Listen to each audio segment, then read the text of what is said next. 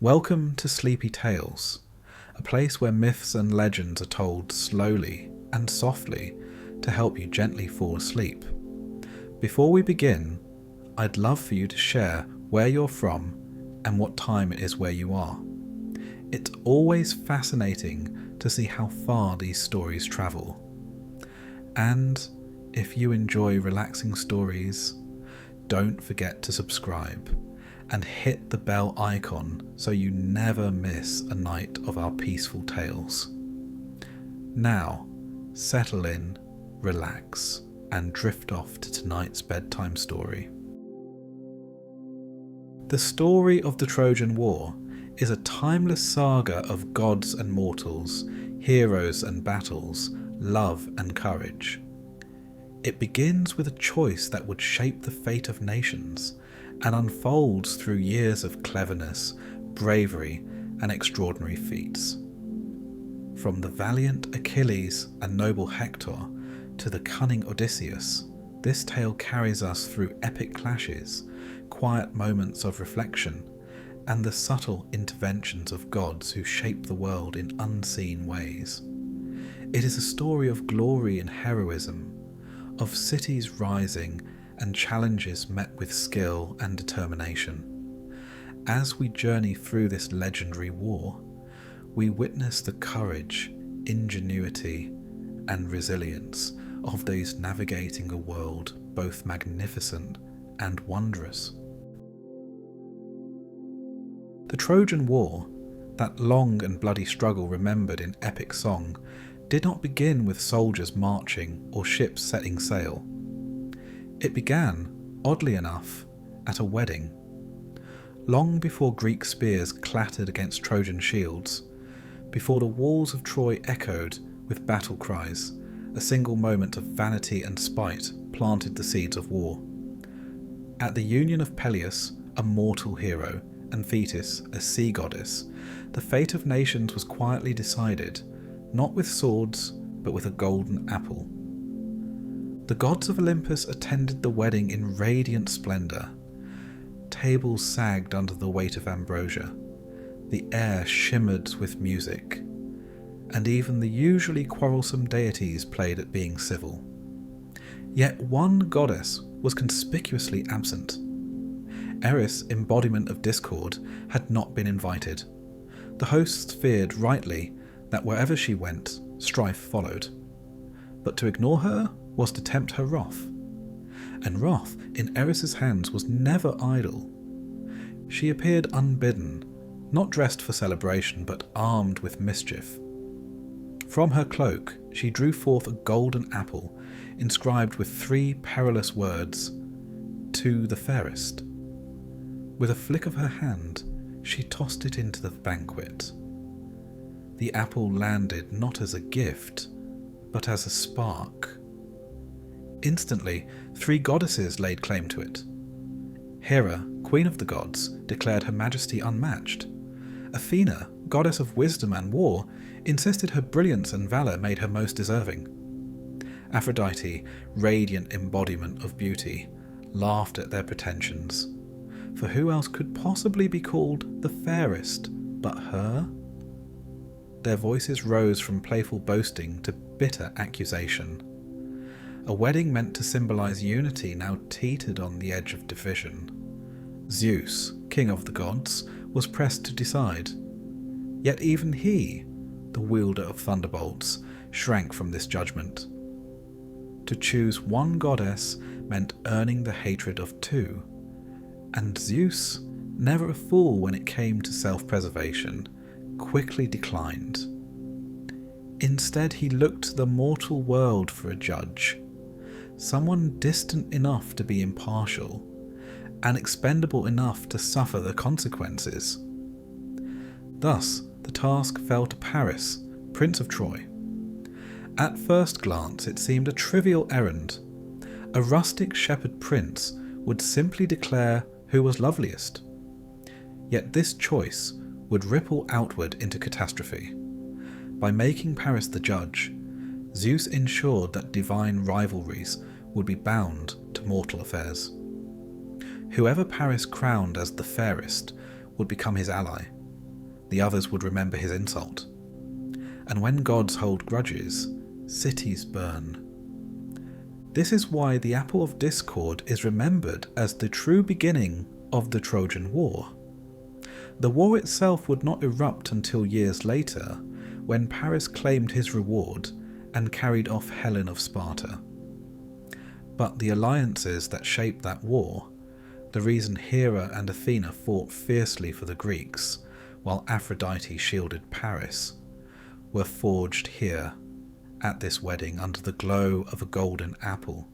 Without Eris's spiteful gift, there would have been no quarrel, no divine factions, and perhaps no 10-year siege of Troy at all.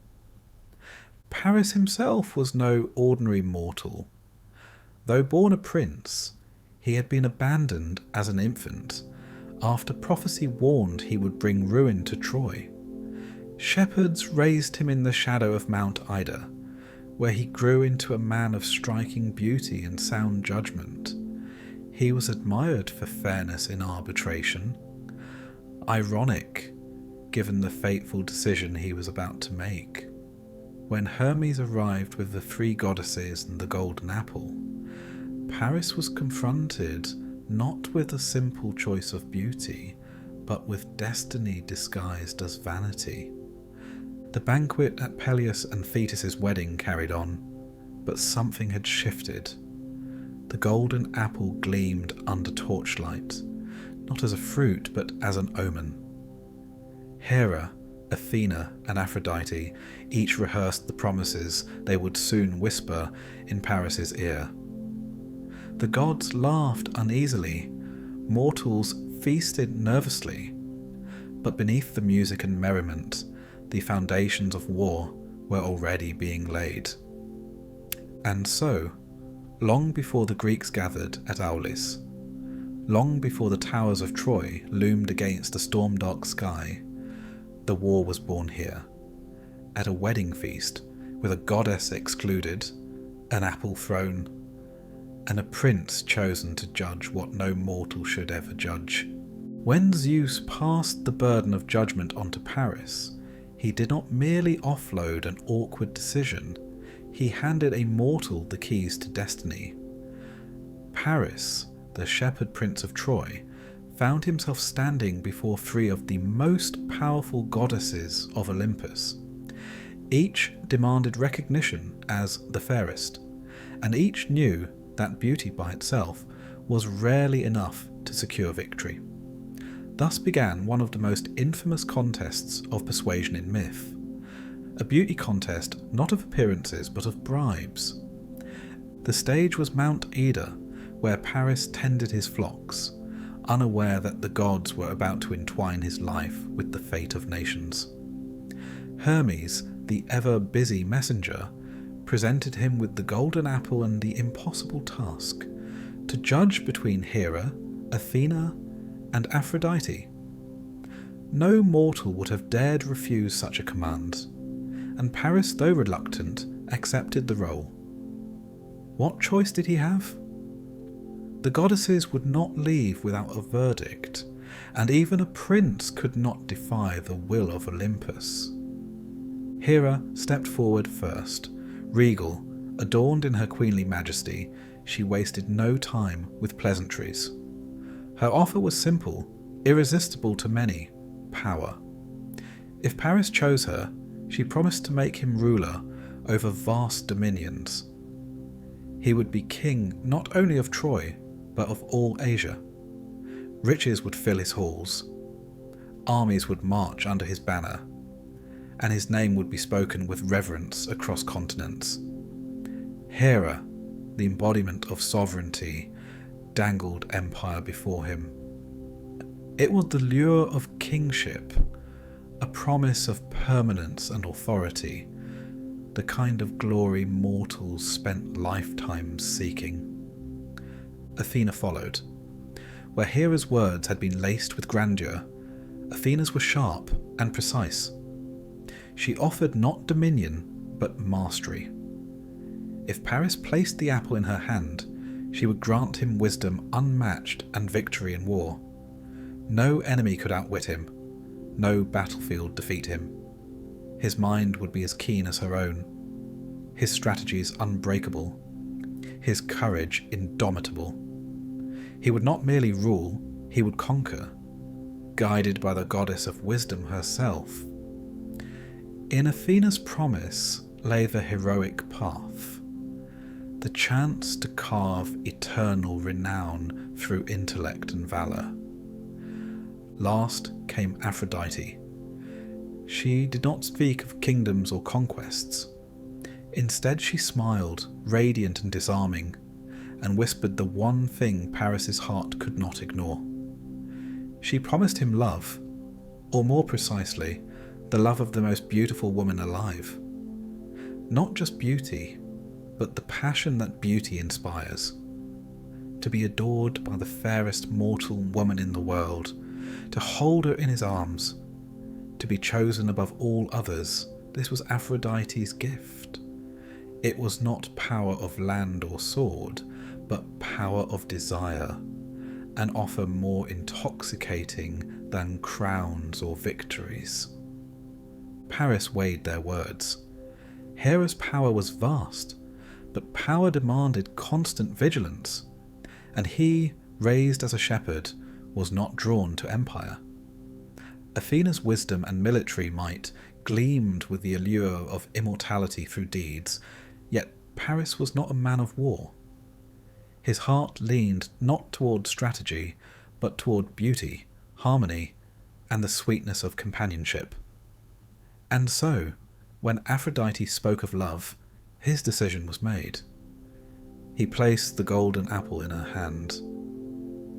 It was a choice that bound him to her forever, and just as importantly, it insulted the other two. Hera and Athena did not forget, nor did they forgive. From that moment onward, Paris and all of Troy inherited their wrath. The war that would one day sweep across the Aegean was not fueled only by human desire, but by divine vendetta. Hera and Athena would throw their strength behind the Greeks, not because of justice or loyalty, but because Paris had slighted them. In their eyes, Troy itself deserved to burn for the insult of its prince. Aphrodite, triumphant, made good on her promise. The fairest woman alive was Helen of Sparta, daughter of Zeus and Leda, and wife of King Menelaus. Her beauty was legendary even in her youth, and suitors from across Greece had once competed for her hand. To avoid civil war, her stepfather Tyndareus had bound all suitors to a solemn oath. Whoever won Helen must be protected by all the others, should her marriage ever be violated. Menelaus had won her, and through him Helen had become Queen of Sparta. This detail, this oath, would prove crucial, for when Paris sailed to Sparta under Aphrodite's guidance, Helen's heart, swayed by the goddess, turned toward him. Some say she went willingly, lured by Paris's charm and divine influence. Others insist she was abducted, spirited away against her will. In either telling, the result was the same. Helen left her home, her husband and her daughter, and sailed across the sea to Troy. It is here that the direct link to the Trojan War becomes undeniable. By choosing Aphrodite, Paris not only insulted Hera and Athena, but also set in motion Helen's departure from Sparta.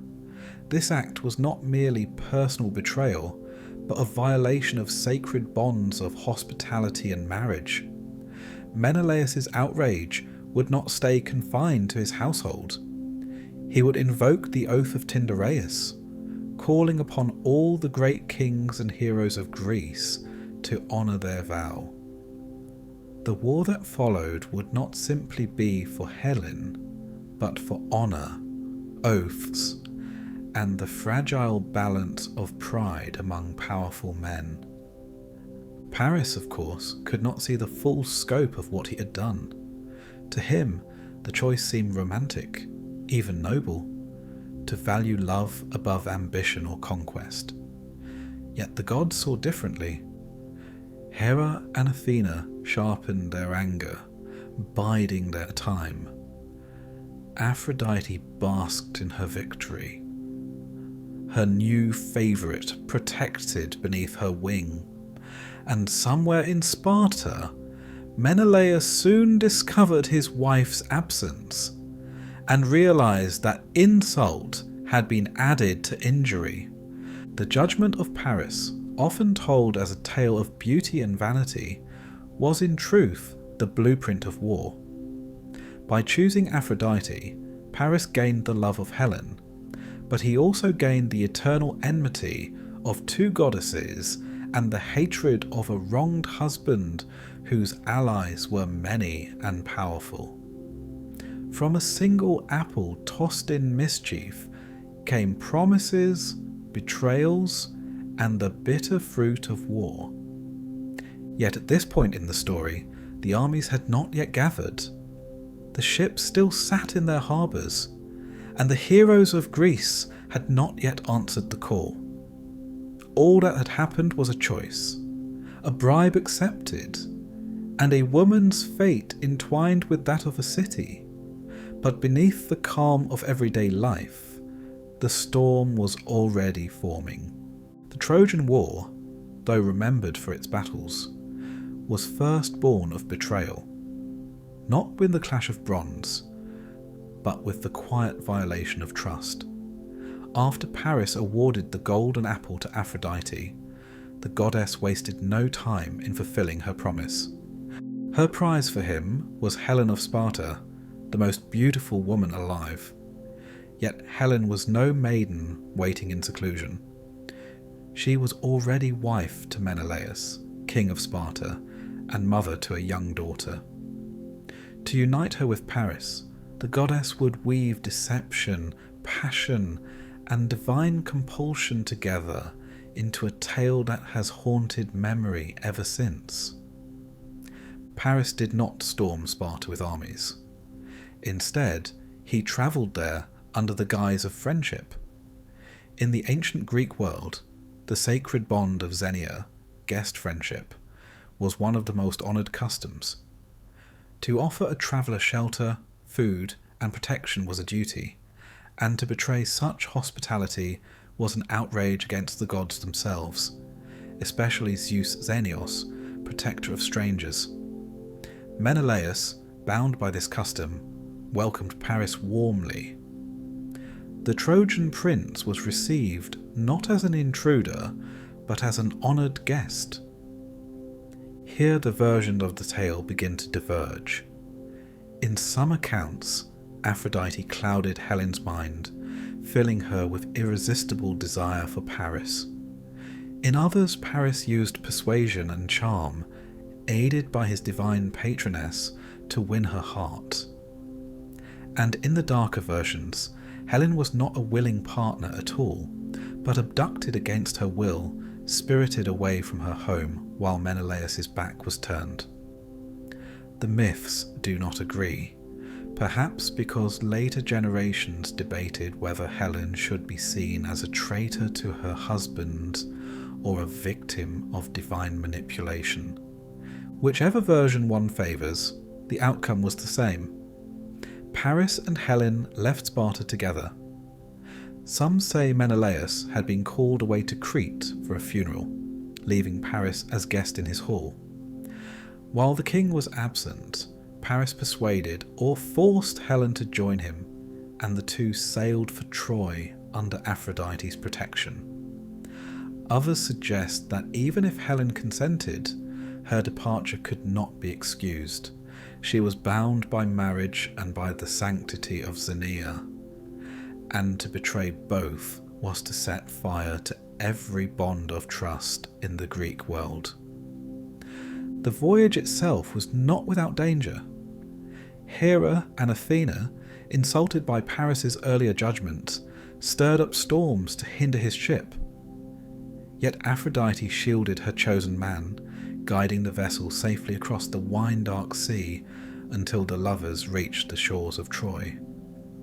There, Helen was received into the palace of King Priam, Paris's father. Her beauty dazzled the Trojan court, but not all saw her as a blessing. Some feared that by harbouring her, Troy invited the wrath of Greece. Those fears, as history would show, were not misplaced. Back in Sparta, Menelaus returned to find his household in disarray. His wife was gone, his guest had vanished, and the sacred trust of hospitality had been trampled. To the Greeks, this was no mere personal betrayal, but a public outrage.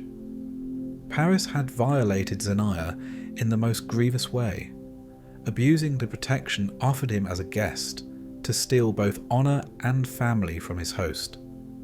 Worse still, he had carried off a queen whose beauty had once united all of Greece in wary agreement that whoever won her hand would be defended by all. Menelaus's grief quickly hardened into fury. To lose his wife was one thing, but to suffer insult and dishonour at the hands of a foreign prince was intolerable. In his anger, he turned to the one man powerful enough to summon aid, his elder brother, Agamemnon, king of Mycenae. Agamemnon was no mere monarch. He was the High King, lord of the mightiest city in Greece, whose authority could compel other kings to action. If Menelaus sought redress, it would be through Agamemnon's influence that the scattered Greek chieftains would unite. The appeal was not difficult to make. Menelaus reminded Agamemnon of the oath of Tyndareus, sworn years before when Helen was first courted by her many suitors. Each man, whether king or hero, had pledged to defend the chosen husband against any attempt to wrongfully take her.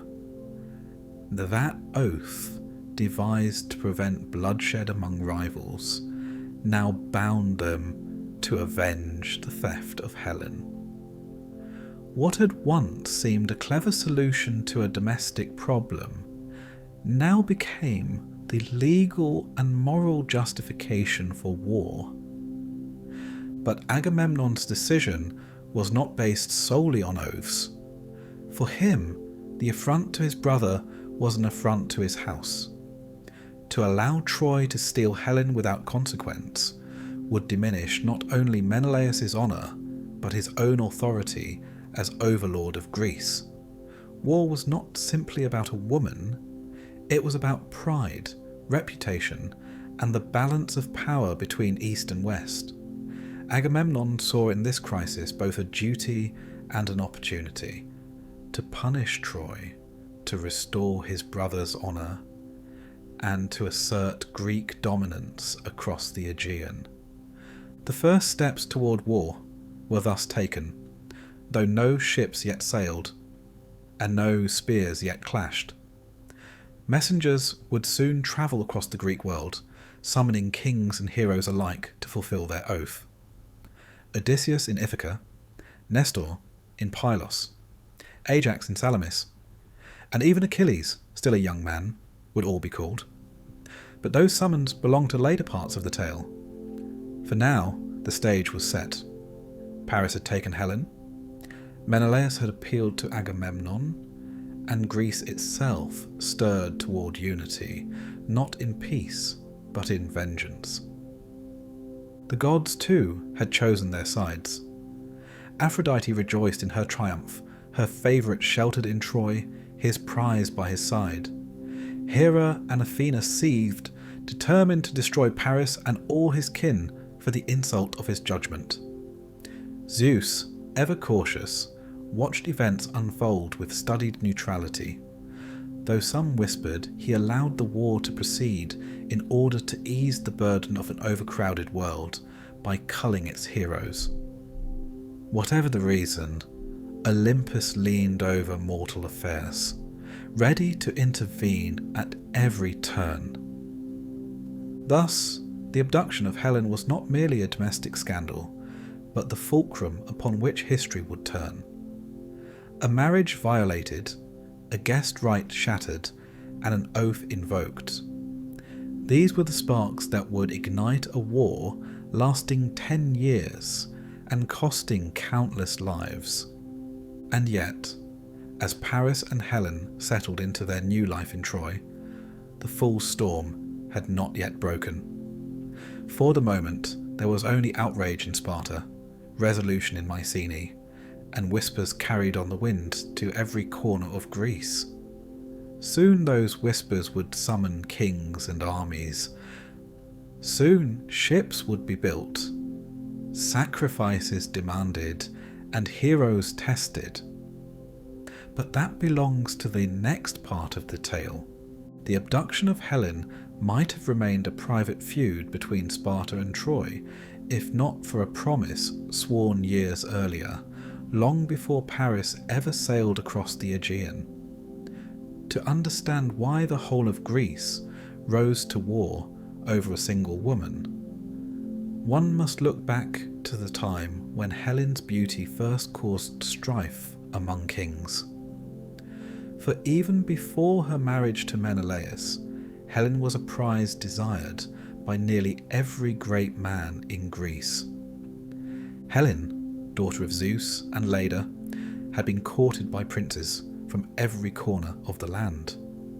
Kings, warriors, and heirs to powerful thrones came to Sparta to win her hand. The rivalry among them grew so fierce that Tyndareus, Helen's stepfather, feared violence would break out. To choose one suitor meant angering many, and such men did not accept rejection lightly. Bloodshed seemed inevitable.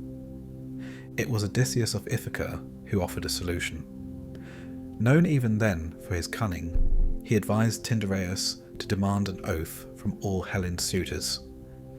Each man would swear to defend and uphold the marriage, no matter who was chosen. In this way, whoever became Helen's husband would be protected, not endangered, by the others. Tyndareus saw the wisdom in the plan, and the oath was sworn. When Helen chose Menelaus, the suitors abided by their pledge, and peace was preserved, at least for a time. Now years later, with Helen carried off to Troy, the oath of Tyndareus returned with binding force.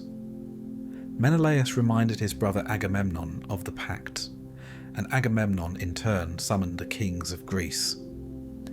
To refuse the oath would be to dishonour themselves and invite shame, for an oath sworn before the gods was no trivial matter. Thus, one by one, the greatest leaders of Greece gathered under Agamemnon's call, not only to defend Menelaus's marriage, but to uphold their own honour. Messengers fanned out across the land.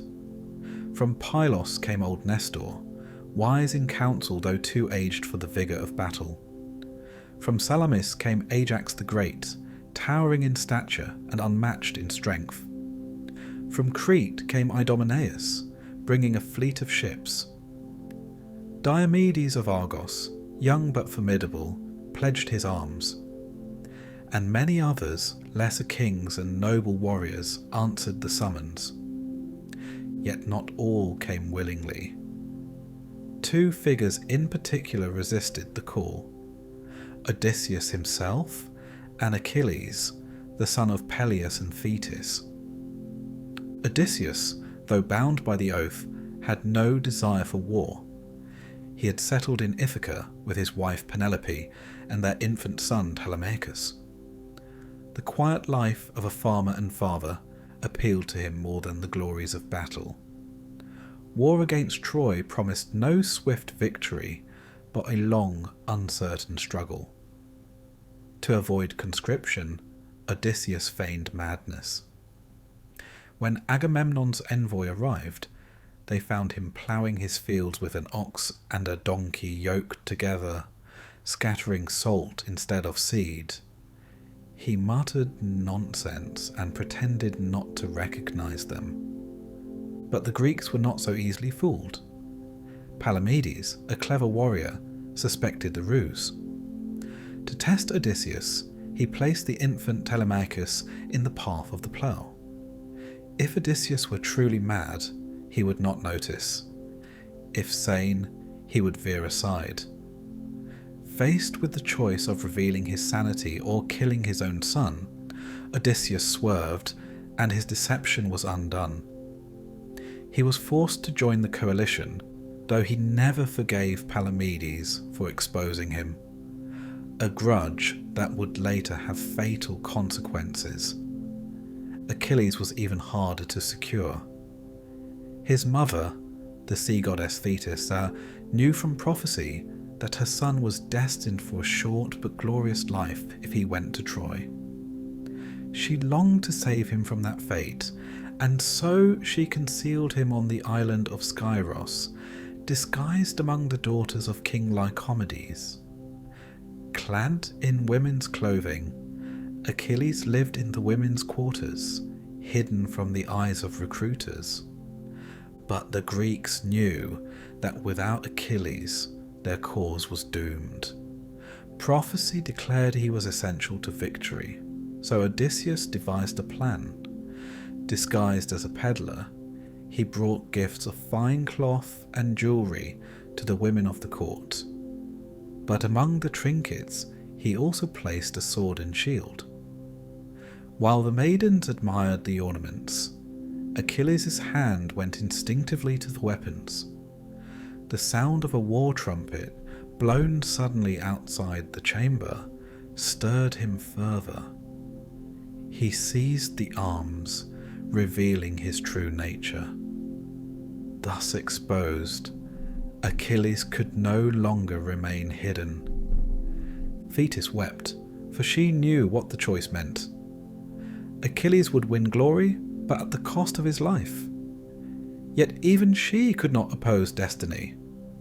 Achilles agreed to sail with the Greeks, accompanied by his loyal companion Patroclus.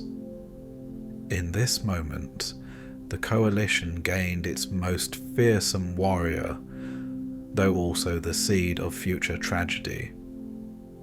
With Odysseus and Achilles recruited, the Greek alliance was nearly complete. Dozens of kings and thousands of soldiers pledged themselves to the cause. The harbour at Aulis would soon fill with ships, their prows pointing toward Troy.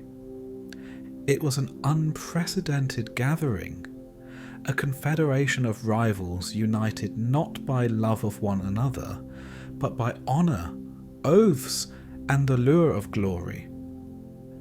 And yet, beneath the unity, tensions already simmered.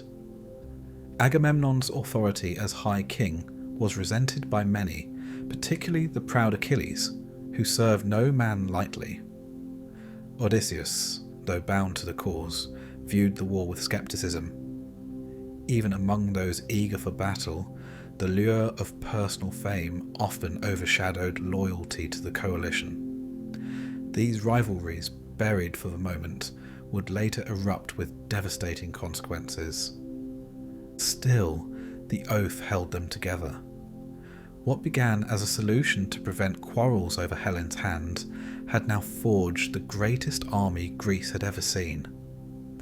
The men who once sought her as bride now marched to defend her as warriors, bound less by love for Helen than by the fear of dishonour. As the kings prepared their fleets, the gods watched with keen interest. Hera and Athena, still furious at Paris' judgment, urged the Greeks onward, eager to see Troy punished. Aphrodite, protective of Paris and Helen, prepared to shield them. Zeus, as always, weighed the balance, letting the game unfold as destiny demanded. The Greeks stood at the brink of war, the oath of Tyndareus having drawn them together, willingly or not. Soon they would gather at Aulis, where sacrifice and omens would delay their voyage. But for now, the coalition was formed, the heroes assembled, and the long shadow of Troy stretched across the sea. The great oath had been invoked, the kings of Greece had answered, and their ships began to gather at the port of Aulis, a small town in Boeotia, One by one, the harbours of their homelands emptied, and the coast of Aulis filled with vessels, black-prowed ships, oared by strong men, their prows carved into shapes of beasts and birds. Never before had such a fleet been assembled in the Greek world. Some say there were over 1,000 ships, others number them nearer to 1,000 less one. Whatever the truth, the sight alone testified to the magnitude of the cause. The soldiers camped along the shore, feasting, preparing, sharpening their spears. Agamemnon, high king of Mycenae, walked among them like a commander already crowned in victory. Yet victory was still an ocean away, and the gods had not yet permitted the Greeks to sail. For while the warriors readied themselves, the sea lay strangely calm. No wind filled the sails, and day after day the fleet sat idle. It was then that Calchas, the seer, was consulted. Calchas was no ordinary soothsayer. His reputation as an interpreter of omens was unmatched, and Agamemnon relied on him as much as he did his generals. The Greeks needed answers, and Calchas, after sacrifice and prayer, declared them. The goddess Artemis, he said, was enraged. The Greeks would not sail until her anger was appeased. The exact cause of her wrath varied in the telling. Some said Agamemnon had killed one of her sacred stags during a hunt and boasted of being the better archer. Others claimed that Artemis, ever protective of chastity, disdained the entire expedition, since it sought to wage war over the lust and betrayal that had stolen Helen away. Still others whispered that the goddess simply demanded a price to balance the scales of fate. Whatever the reason, the message was clear. Without Artemis's favour, the winds would never rise, and Troy would remain beyond their reach. And then came the dreadful demand. Calchas spoke the words no father wished to hear. Agamemnon must sacrifice his daughter, Iphigenia. Only her death, offered on the altar of Artemis, would turn the goddess's fury into mercy and release the winds that would carry them across the sea. The news spread quickly through the camp. Shock gave way to horror, and horror to murmuring.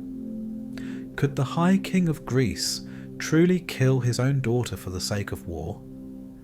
Yet without her sacrifice, the expedition was doomed. Thousands of men had already gathered, bound by oaths and by pride. To abandon the cause now would bring shame upon all Greece and squander the greatest army ever assembled. Agamemnon was torn. As a father, he loved Iphigenia, his young daughter, innocent of all offence.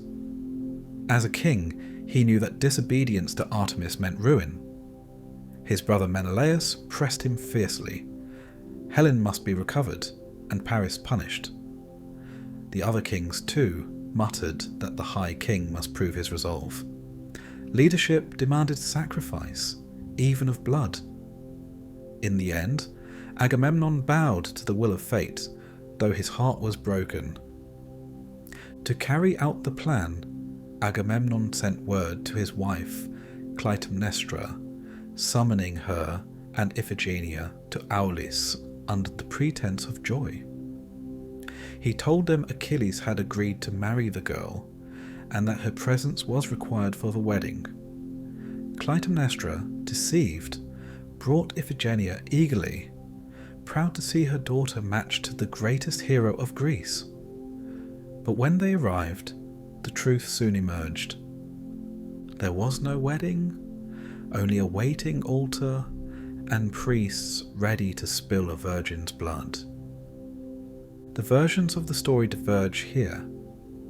In some, Iphigenia, realizing her fate, bravely accepted it. She stepped forward willingly, declaring that her death would save Greece and secure the honour of her father's house. In this telling, she became a symbol of sacrifice, exchanging her life for the sails of 1,000 ships. In others, she struggled and wept, betrayed by her father's deceit and condemned to a cruel death for no crime of her own. Clytemnestra, furious, never forgave Agamemnon for the treachery. Indeed, her bitterness at Aulis planted the seeds of the bloody vengeance she would one day take upon his return from Troy. But there is yet another version, one whispered to soften the tale's cruelty. As the knife descended, Artemis herself appeared, pitying the girl. In a flash, she whisked Iphigenia away and left a deer or a bear in her place upon the altar. The animal was slain, and the goddess accepted the offering. Iphigenia, meanwhile, was transported to distant Tauris, where she served as Artemis's priestess. Thus, the Greeks believed her dead, while in truth she lived in exile. Whichever version one prefers, the outcome was the same. The sacrifice, or substitution, appeased Artemis. The winds, long still, began to stir. Breezes swelled into gales, filling the sails of the black ships. The army, restless for weeks, now erupted with energy as oars dipped into the sea, and the armada surged forward. The sight was awe-inspiring. Row upon row of ships cutting across the water, their prows leaping over the waves like dolphins. Warriors crowded the decks, shields gleaming in the sun, while banners flew above the masts. The songs of rowers and the cries of commanders echoed across the sea. 1,000 ships, or nearly so, moved as one, their destination clear. The walls of Troy and the vengeance owed to Menelaus. Yet even in this moment of triumph, shadows lingered. Agamemnon's decision had saved the fleet but scarred his household. Clytemnestra, wounded and enraged, nursed her hatred in silence. Odysseus, ever wary, saw the omen of a child sacrificed as a grim forecast for the war to come.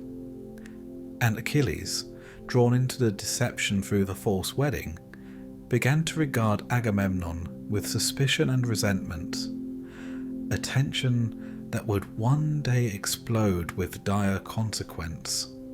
Still, the fleet sailed on, the gods watching from Olympus with interest. Hera and Athena, allies of the Greeks, pushed the wind stronger.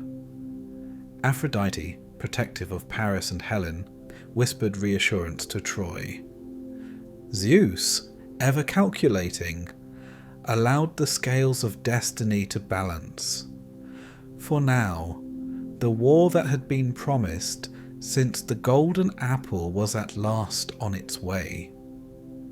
The sacrifice at Aulis marked a turning point. The Greeks were no longer merely preparing.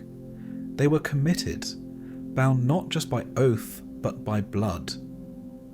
The daughter of Agamemnon had been the first victim of the Trojan War, though her death, or disappearance, had taken place far from the battlefield.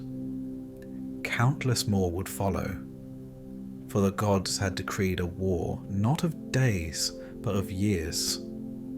And so, with sails full and hearts fierce, the armada pressed onward toward Troy's shores, toward its high walls, and toward the fate of heroes yet to be written. The great fleet, sails swollen with Artemis's winds, cut across the Aegean in a display of power Greece had never before seen.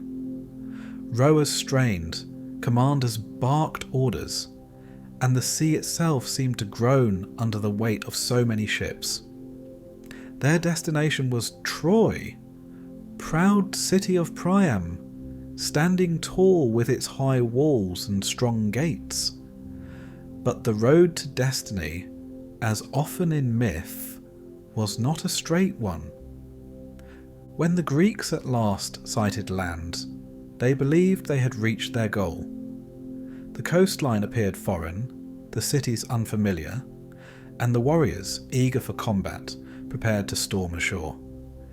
The banners of Agamemnon were raised high, and the men cheered, certain that vengeance lay just beyond the horizon. But in truth, they had not landed in Troy at all. Their armada had been carried off course, and they had instead reached Mysia, a region ruled by King Telephus. To the Greeks, however, every harbour and hill looked the same in their hunger for war. They leapt from their ships, shields raised and spears ready, and began their assault. The people of Mysia were caught by surprise. To them, the Greeks were not avengers of insult, but invaders from the sea, descending without warning or provocation. Telephus, though, was no passive ruler. He rallied his men, armed himself in bronze, and met the Greeks on the field. What was meant to be the beginning of the Trojan War became instead a battle of mistaken identity. Blood shed in the wrong place for the wrong cause. Among the Greeks, none was more eager than Achilles, son of Peleus and Thetis. Young, fierce, and filled with the promise of glory, he was the first to set foot on land, the first to raise his spear, and the first to draw blood. In that moment, the prophecy surrounding him took its first step toward fulfillment. Achilles would indeed be the greatest warrior of his generation, and the war would not proceed without him. But his earliest strike was not against Trojan flesh. It was against Telephus, an innocent king defending his home. The clash was fierce. The Mysians fought desperately to repel the invaders, and the Greeks, though mighty, found themselves in confusion. They expected Troy, but found an enemy they did not know, and the battle dissolved into chaos. Still, Achilles carved his way through the ranks until he came face to face with Telephus. Their duel was fierce and fast, but the outcome was inevitable. With a thrust of his spear, Achilles wounded Telephus in the thigh, spilling his blood upon his own soil. It was the first blood of the Trojan War, or at least of the campaign that led to it, and yet it had nothing to do with Troy at all. The Greeks soon realized their mistake.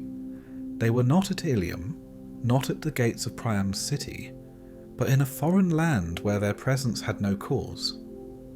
Some urged pressing the attack anyway, but others counselled retreat, arguing that every drop of blood spilled here was blood wasted. Defeated but not destroyed, Telephus retreated with his wound. The Greeks reboarded their ships, chastened by their blunder.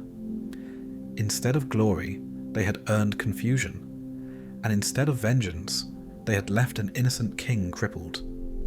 Worse still, the wound inflicted by Achilles' spear refused to heal.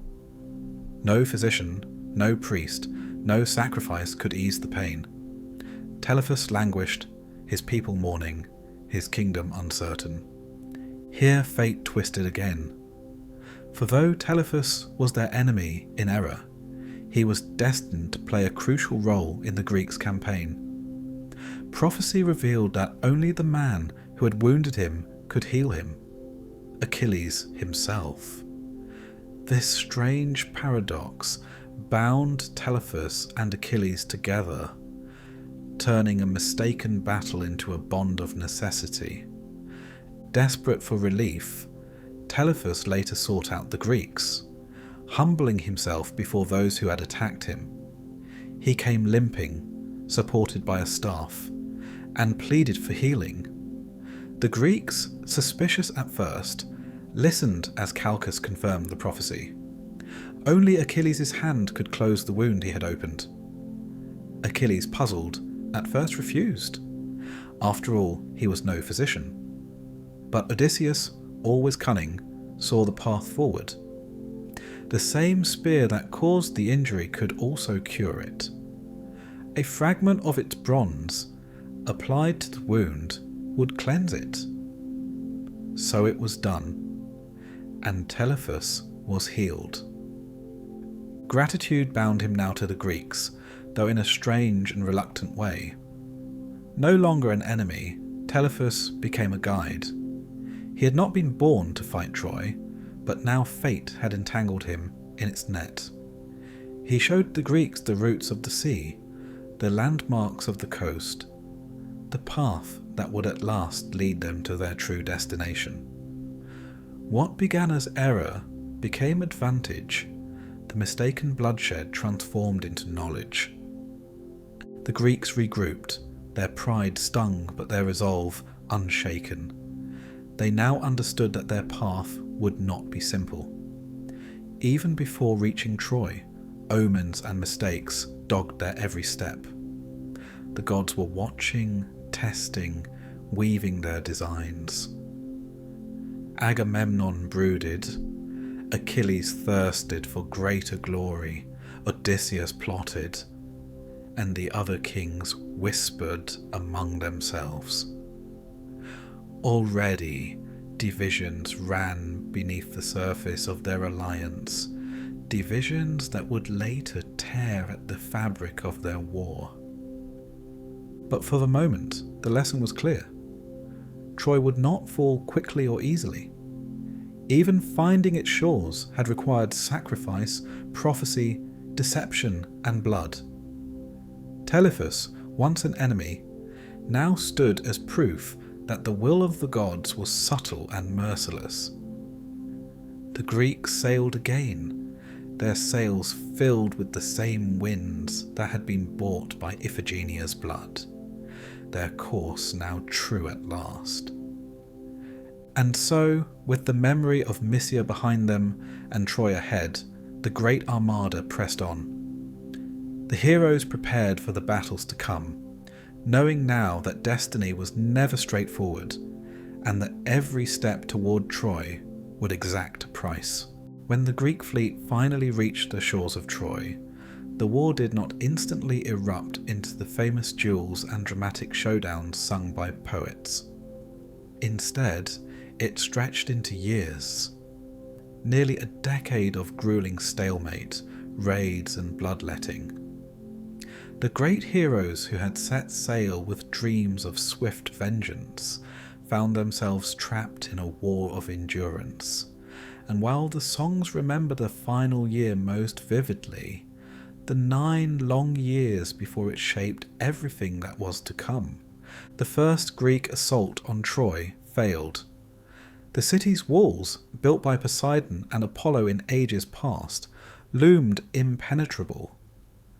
No battering ram could break them, no ladder could scale them, while Trojan defenders rained down spears and arrows. Hector, eldest son of Priam, proved a steadfast defender, and the Trojans, though pressured, did not fall. So the Greeks changed strategy. Instead of one great siege, they turned to a war of attrition. They spread out across the Troad, raiding surrounding towns and villages. Settlements allied with Troy were plundered, their people slaughtered or enslaved, their riches carried back to the Greek camp. Supplies were taken by force, for the land around Troy alone could not feed such a massive army.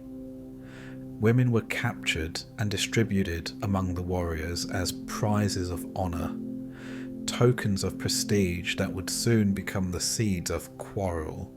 It was in these raids that 2 women of legend entered the story, Briseis and Chryseis.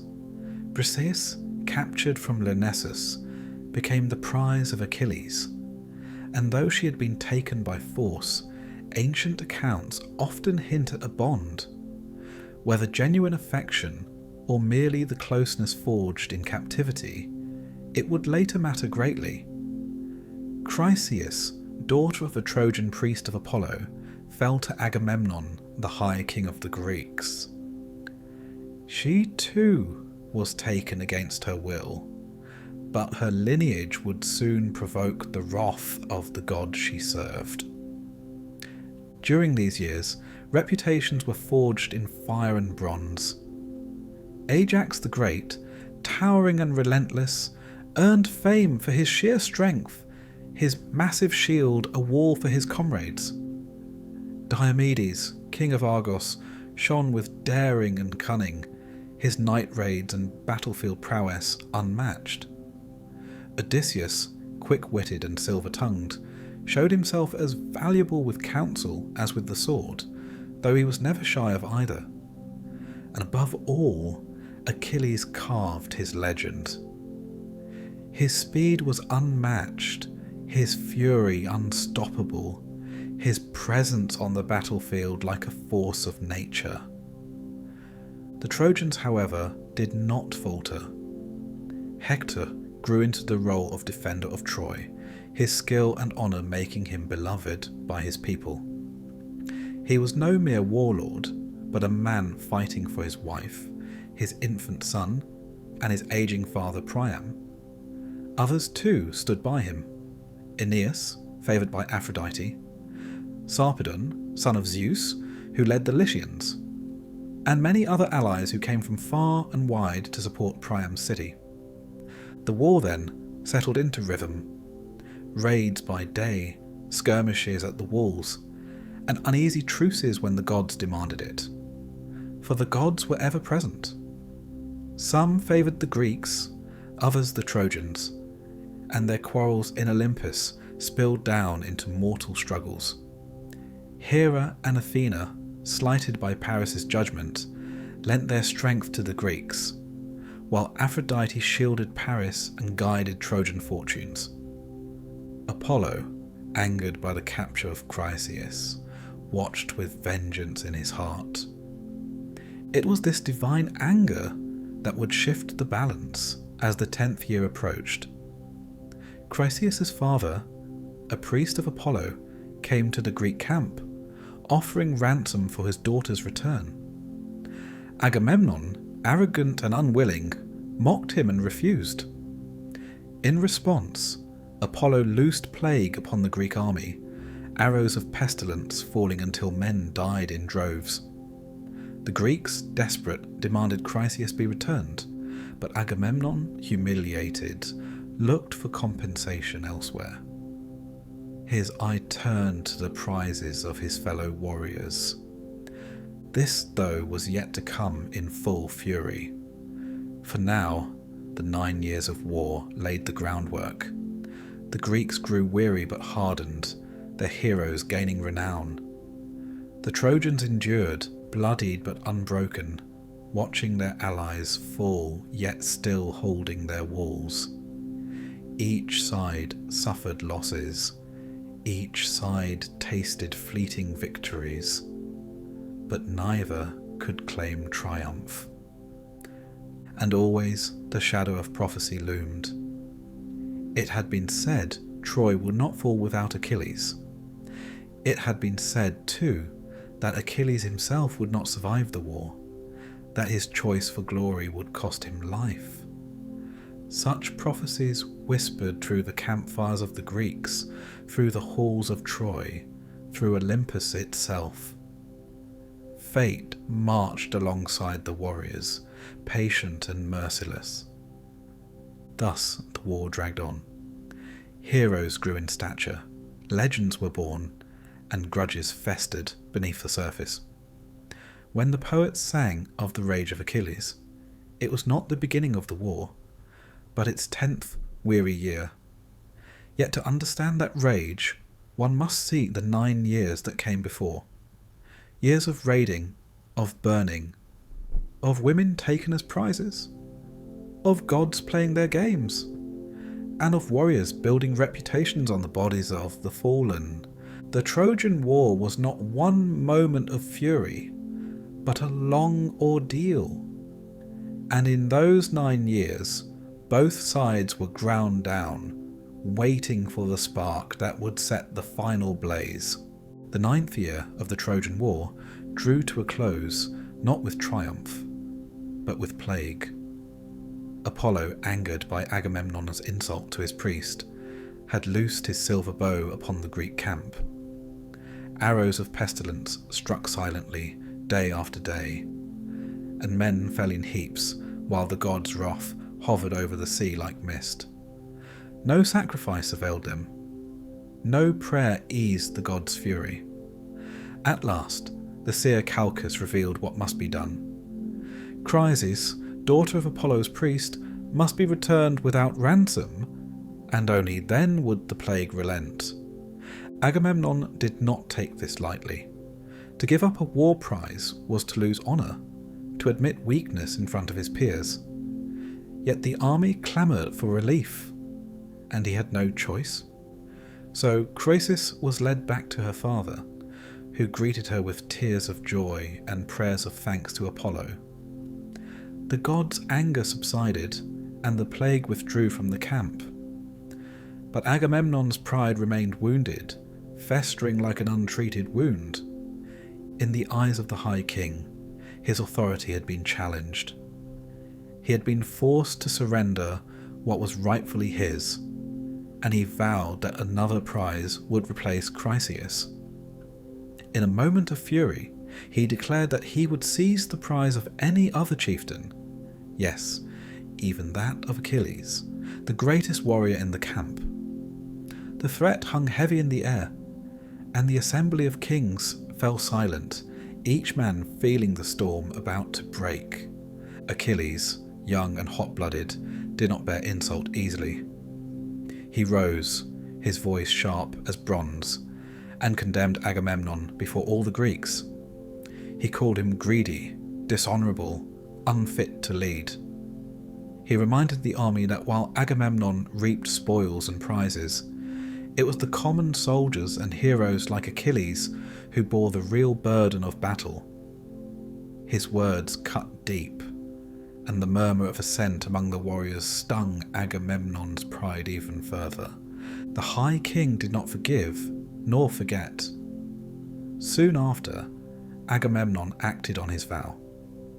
He sent heralds to Achilles' hut, and ordered that Briseis, Achilles' own prize from the raids, be taken and brought to him. The heralds, trembling with fear, carried out their duty.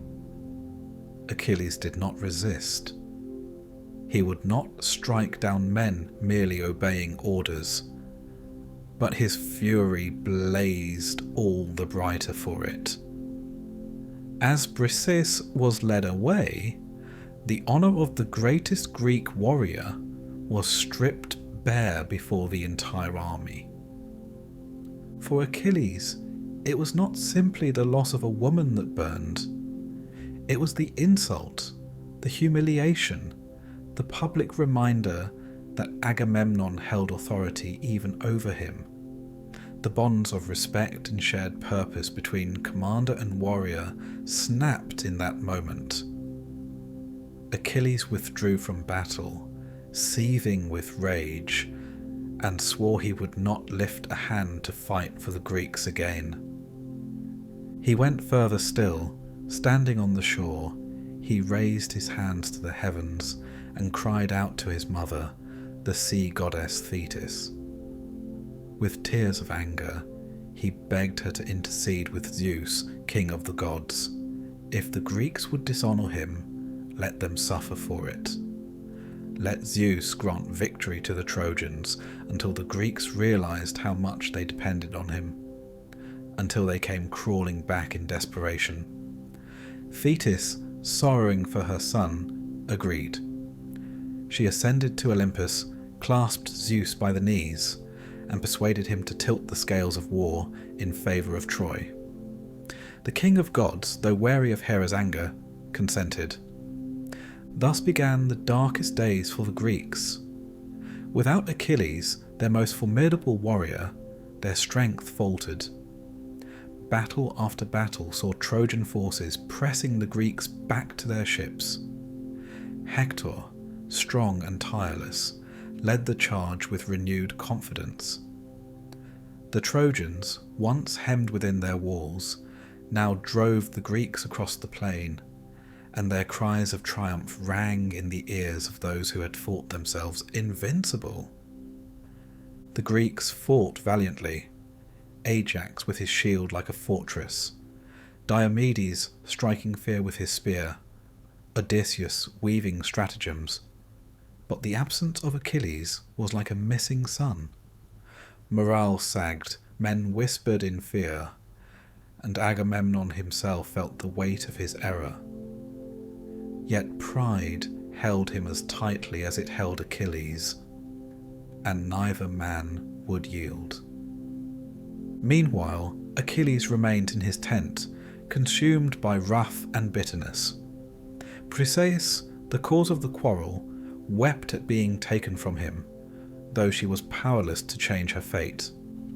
Patroclus, dearest companion of Achilles, tried to soothe him, urging him to think of the army, or of their comrades dying on the field. But Achilles' heart was hardened.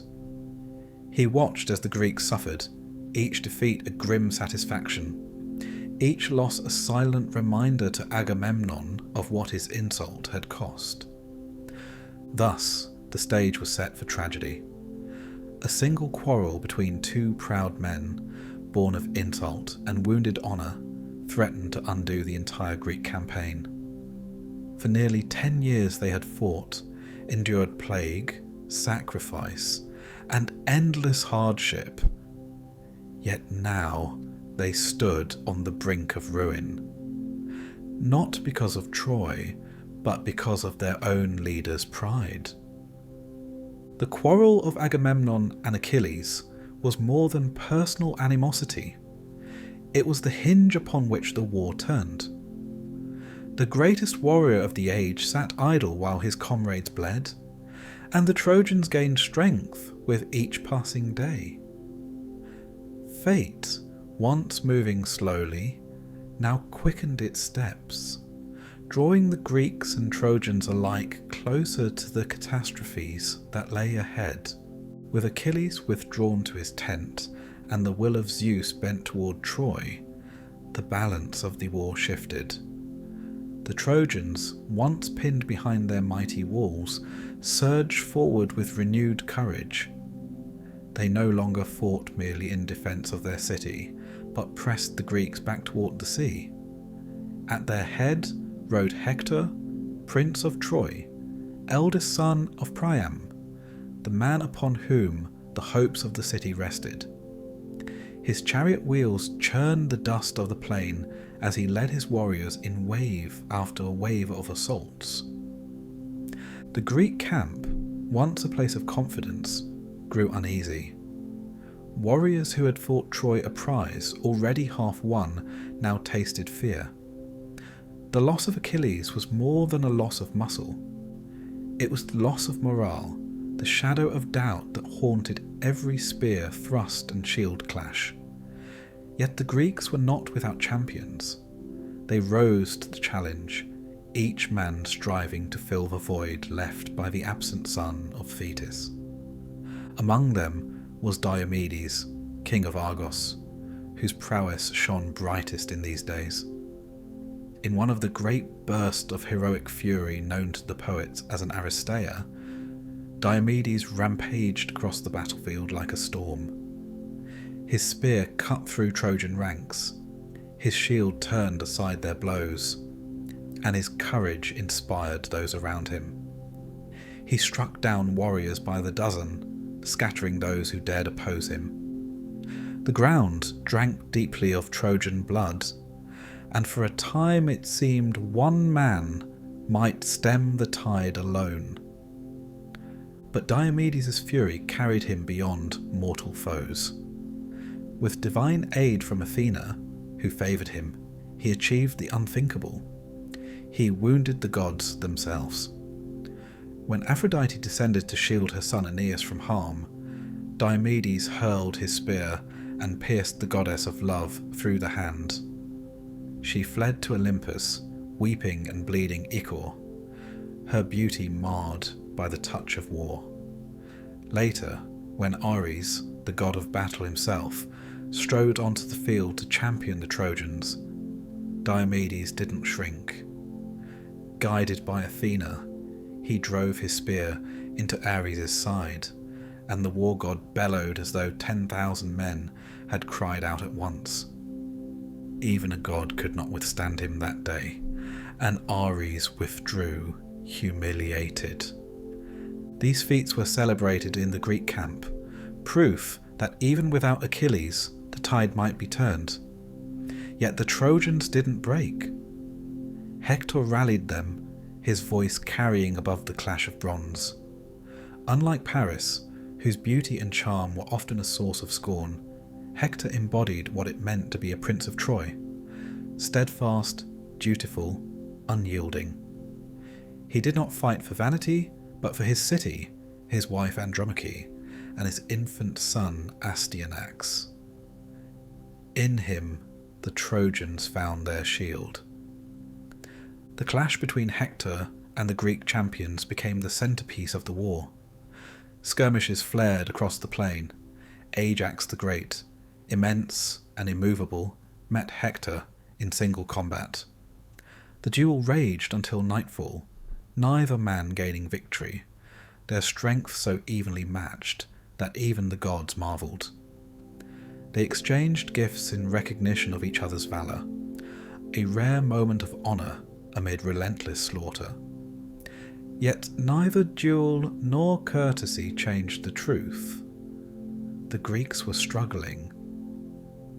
Day after day, the Trojans pressed closer. The Greeks, fearing they might be driven back into the sea, undertook a desperate measure. Under the direction of Nestor, the wise old king of Pylos, they began to construct defensive walls and a ditch around their camp and ships. Stakes were driven, trenches dug, towers raised, all to keep Trojan chariots at bay. It was a strange sight, an invading army building fortifications as though they themselves were besieged. Yet necessity demanded it. For without Achilles, their strength could not hold forever. The Trojans, emboldened, even camped on the plain at night, something they had not dared before.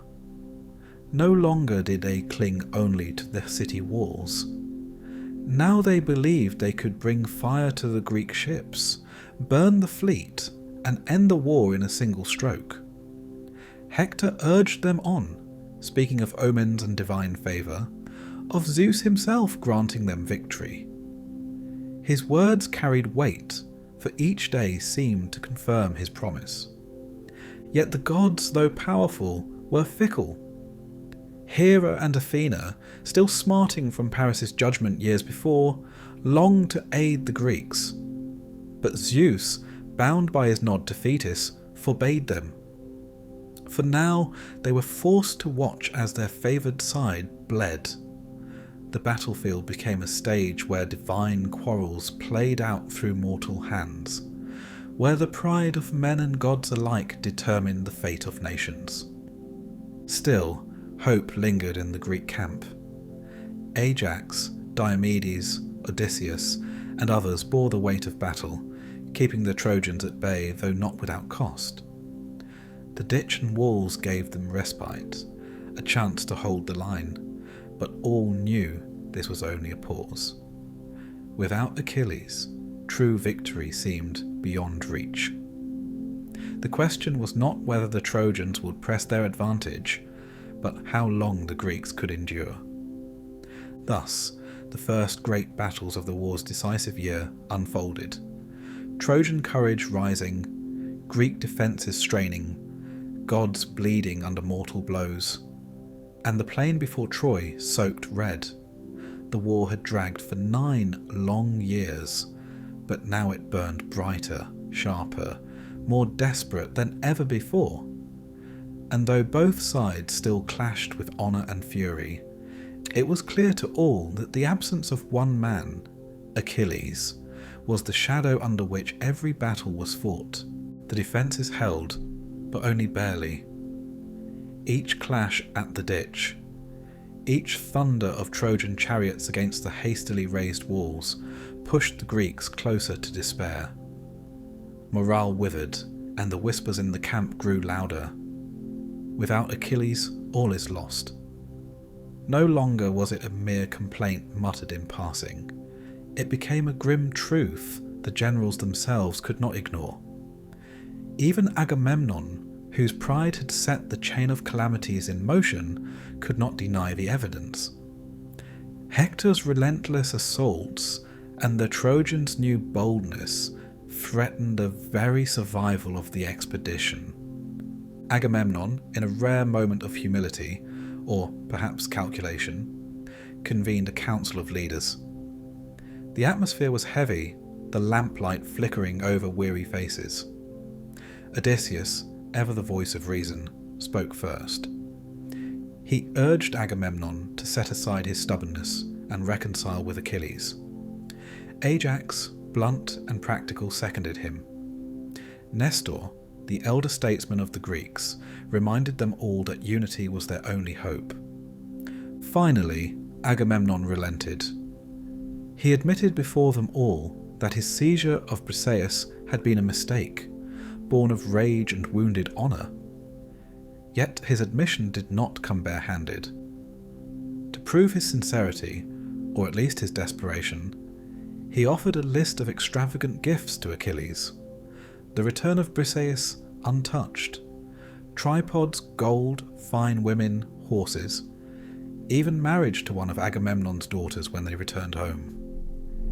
He promised land, wealth, and undying honour if only Achilles would return to the field.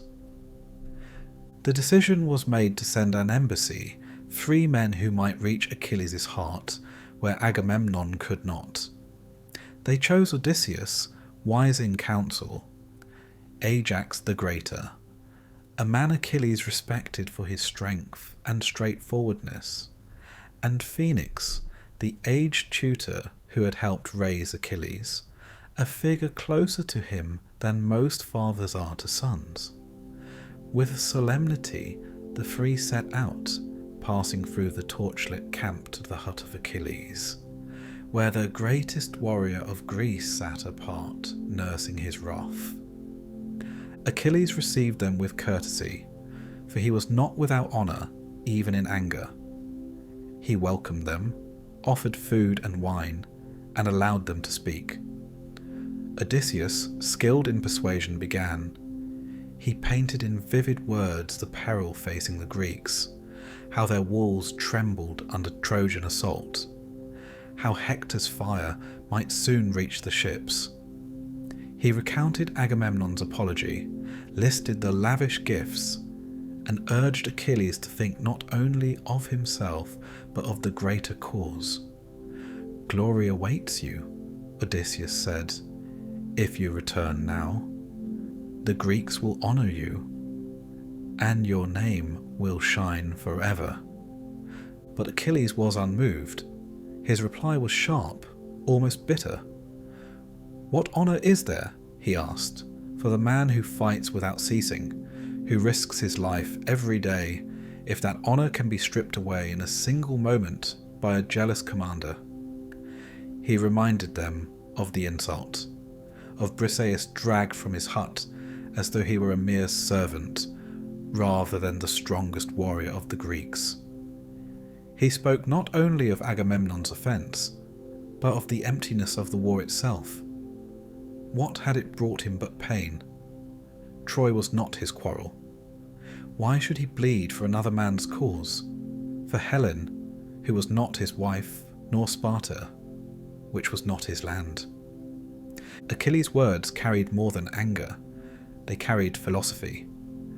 He questioned the very values that bound men to war, the pursuit of kleos, glory that outlives the body. Was it worth the price? Even as he spoke, he revealed a secret only his mother had told him, that 2 fates lay before him. If he stayed and fought, he would win everlasting renown but die young. If he returned home, he would live a long life, obscure but peaceful. And in this moment, Achilles confessed that he leaned toward life rather than glory. He would not die for Agamemnon's pride, nor for Helen's beauty. When Odysseus fell silent, Phoenix rose, hoping the bond of love would reach Achilles where logic could not. He reminded him of their shared past, of the time Phoenix had guided and nurtured him as a boy. He told stories of men undone by their anger, of how stubbornness led to ruin. He begged Achilles to relent, not for Agamemnon's sake, but for the men who fought and died on the field. He spoke as a father to a son, with tears in his eyes, but Achilles' heart was hardened. He loved Phoenix, but even that love could not pry loose the iron grip of wrath. Finally, Ajax spoke.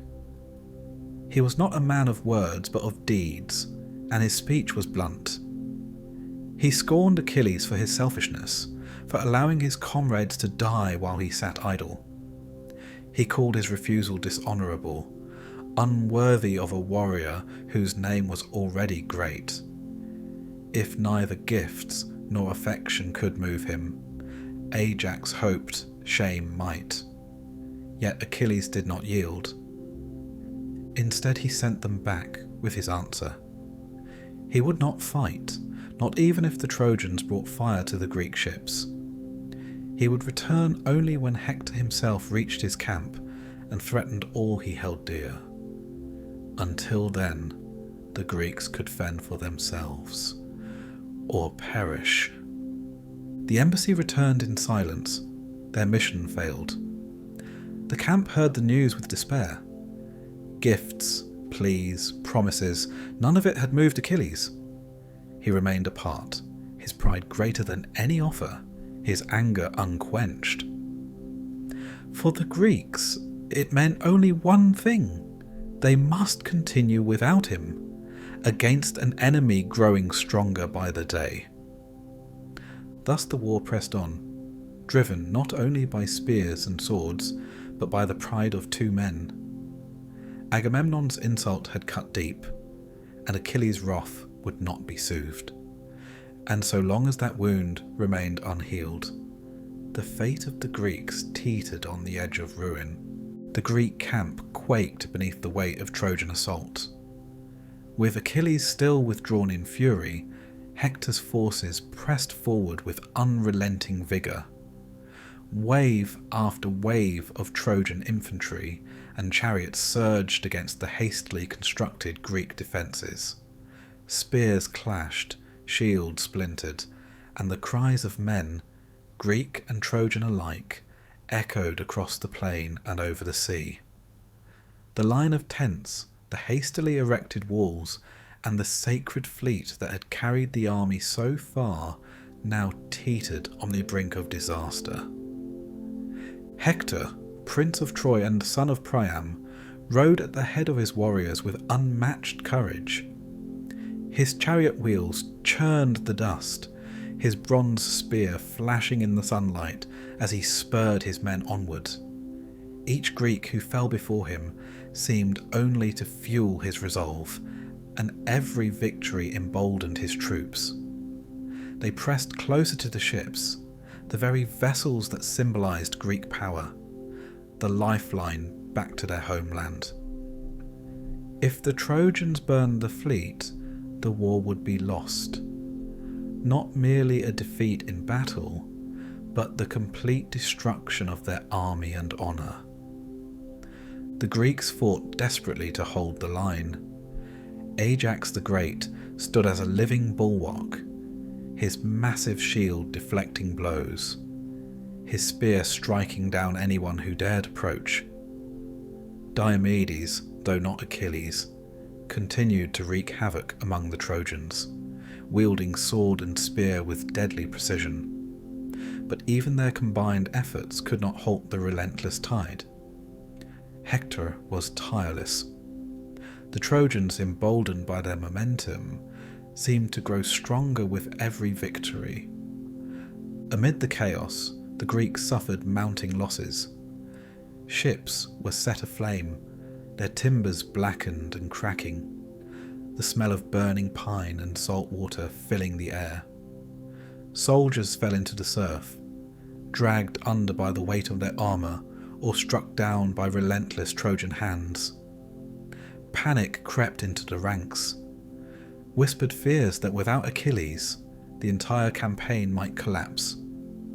They begged for the absent hero, longing for the man whose presence alone could turn the tide of battle. And it was then that Patroclus, closest companion and dearest friend of Achilles, spoke. His voice trembled with urgency, yet it carried authority born of love and desperation. "I cannot sit idle while our friends die," he said, turning to Achilles' tent. "If you will not fight, then let me. Let me don your armour and drive the Trojans back. If your rage prevents you from aiding your comrades, at least let my hands wield your strength. Let them see Achilles' shadow on the field, even if it is but mine." Achilles, still burning with anger at Agamemnon, hesitated. The thought of risking his closest friend, of seeing Patroclus fall under the might of Hector, made his chest tighten with grief. Yet the sight of the camp in peril, of soldiers struggling under overwhelming pressure, stirred something within him. Pride and wrath battled with compassion, and at last Achilles agreed, though his decision was reluctant. He permitted Patroclus to don his armour, the gleaming bronze, the plumed helmet, the shield that had struck fear in so many hearts. The armour transformed Patroclus into a figure indistinguishable from Achilles himself. When he stepped onto the field, the Trojans faltered for a moment, unsure whether they faced the very warrior who had refused them before. The illusion was brief but powerful, giving the Greeks hope, a spark of belief that perhaps the tide could still turn. Patroclus led the Myrmidons with courage and skill.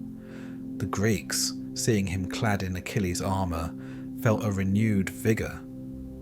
Spears and swords were wielded with precision, shields braced with determination. Under Patroclus' command, they pushed back the Trojan assaults, reclaiming ground lost earlier in the day. The tide of battle wavered as Trojans fell before the might of what they believed to be Achilles himself. But fate, always watching, had other designs. Patroclus' bravery, though heroic, carried with it the seed of tragedy. He was not Achilles. He did not possess the unmatched skill and invincibility of the son of Thetis, and yet the Trojans fought with the same desperate energy, their prince Hector leading them with deadly precision. The battle became a tense dance of death, Patroclus striking down foes, Hector rallying his men, the ships looming behind the Greeks as a fragile lifeline threatened by fire. Through it all, the gods observed from Olympus. Apollo, ever favouring the Trojans, guided Hector's spear, whispering strategies into his mind. Athena, bound by Zeus's earlier command, could not intervene directly, though she longed to protect the Greeks. Even minor deities swirled in the skies, tipping the scales subtly with their unseen hands. Mortal courage clashed with divine will, and the battlefield became both a stage for heroism and a testing ground for fate. Patroclus fought valiantly, pushing back the Trojans and regaining lost ground. Yet every step forward was a gamble. His heart pounded not only with exertion but with fear. Fear that Hector's spear would strike him down, that the illusion of Achilles would shatter, that the very tide of the war might turn against them. And all the while, the shadow of his friend loomed over him, the absent Achilles, whose wrath had begun this chain of events. The battle at the ships raged into night, each side battered and exhausted. The Greeks, bolstered by Patroclus' courage, held the line, yet the threat of fire, Blood and loss hung like a dark cloud over the camp.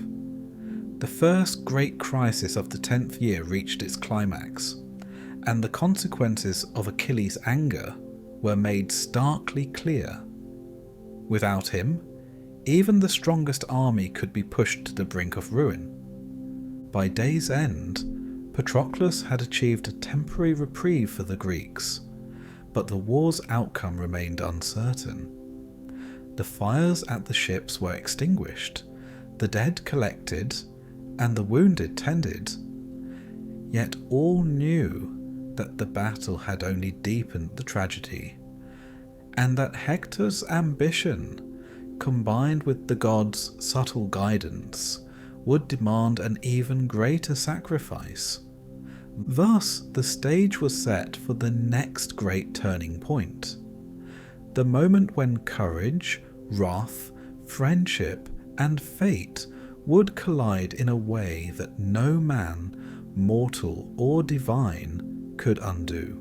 The plains before Troy had become a stage for heroism and despair alike.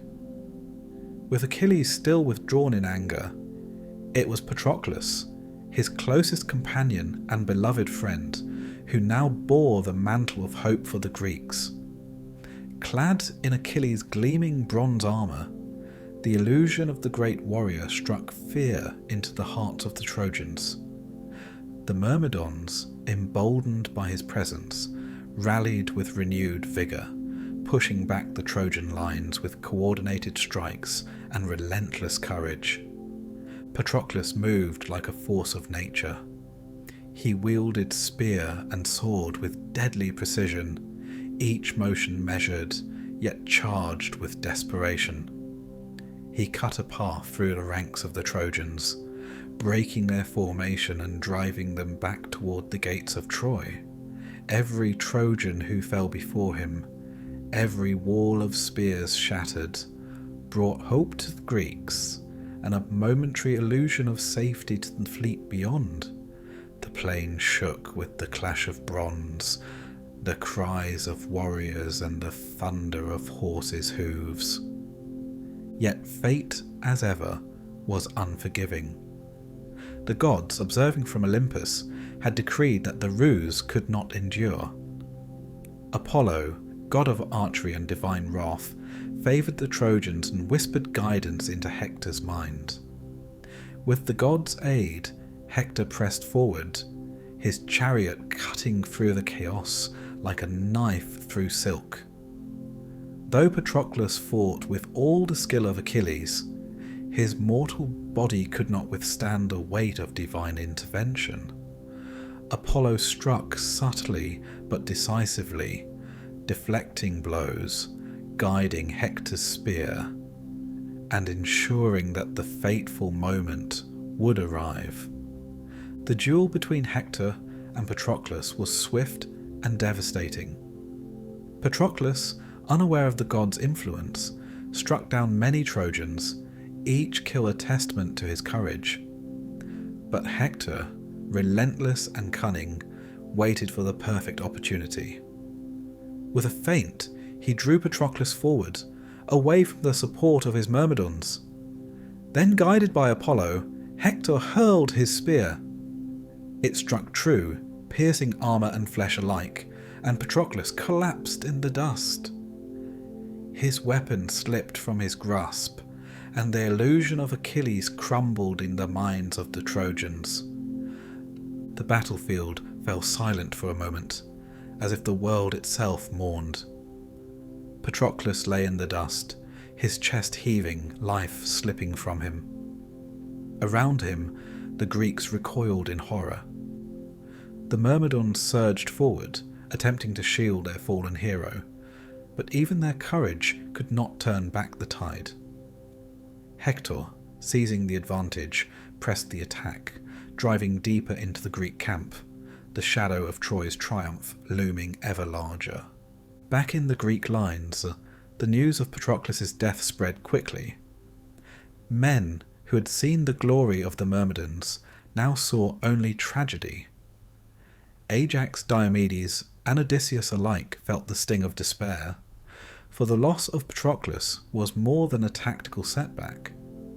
It was a moral blow, a wound to the heart of the army. Priests and heralds ran to gather the wounded, tend to the dying, and prepare for the consequences of this devastating loss.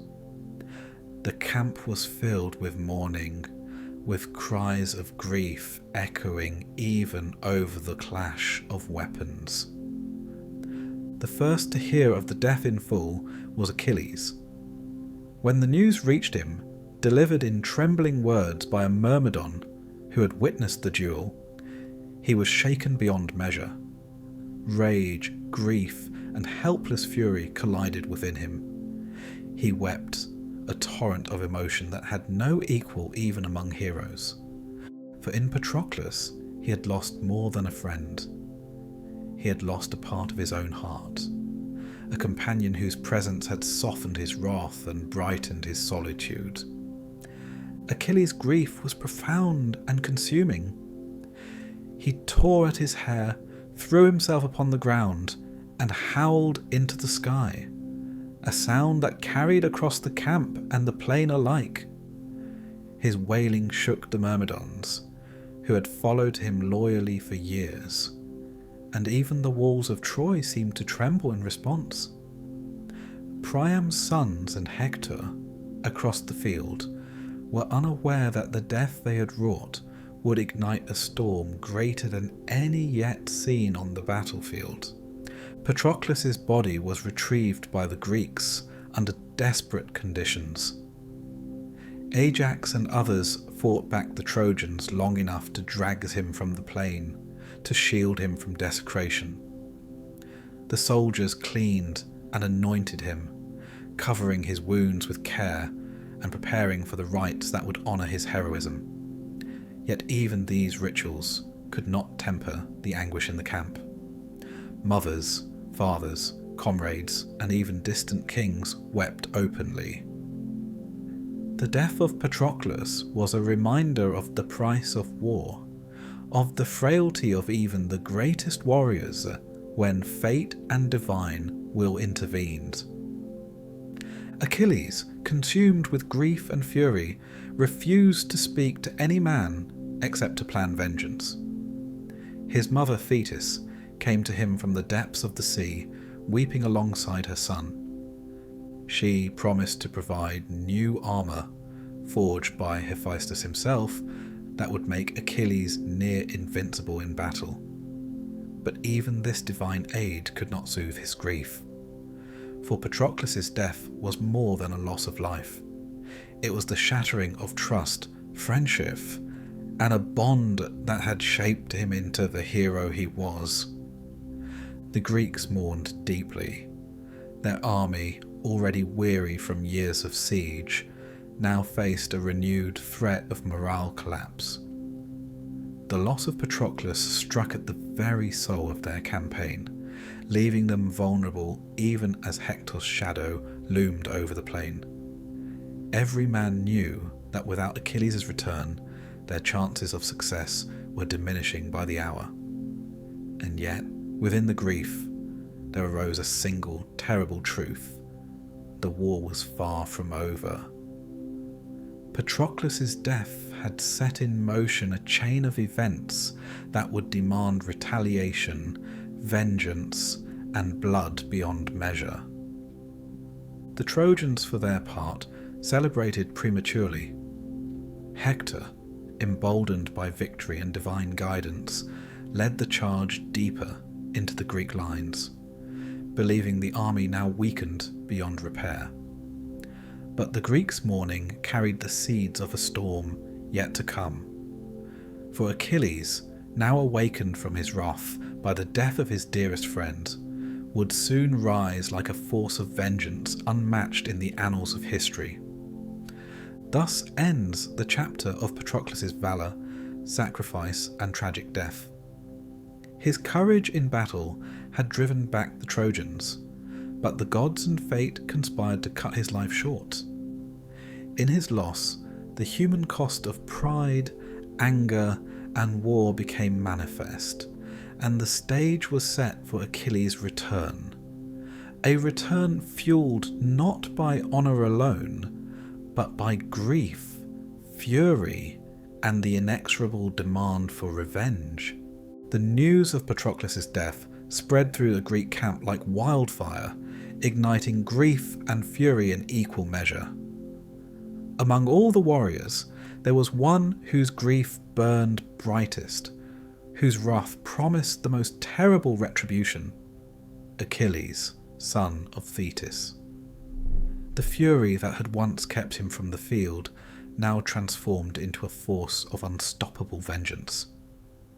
The man who had withdrawn from war in pride and anger now returned, driven by the memory of his fallen friend, a wrath that would carve a path through Troy itself.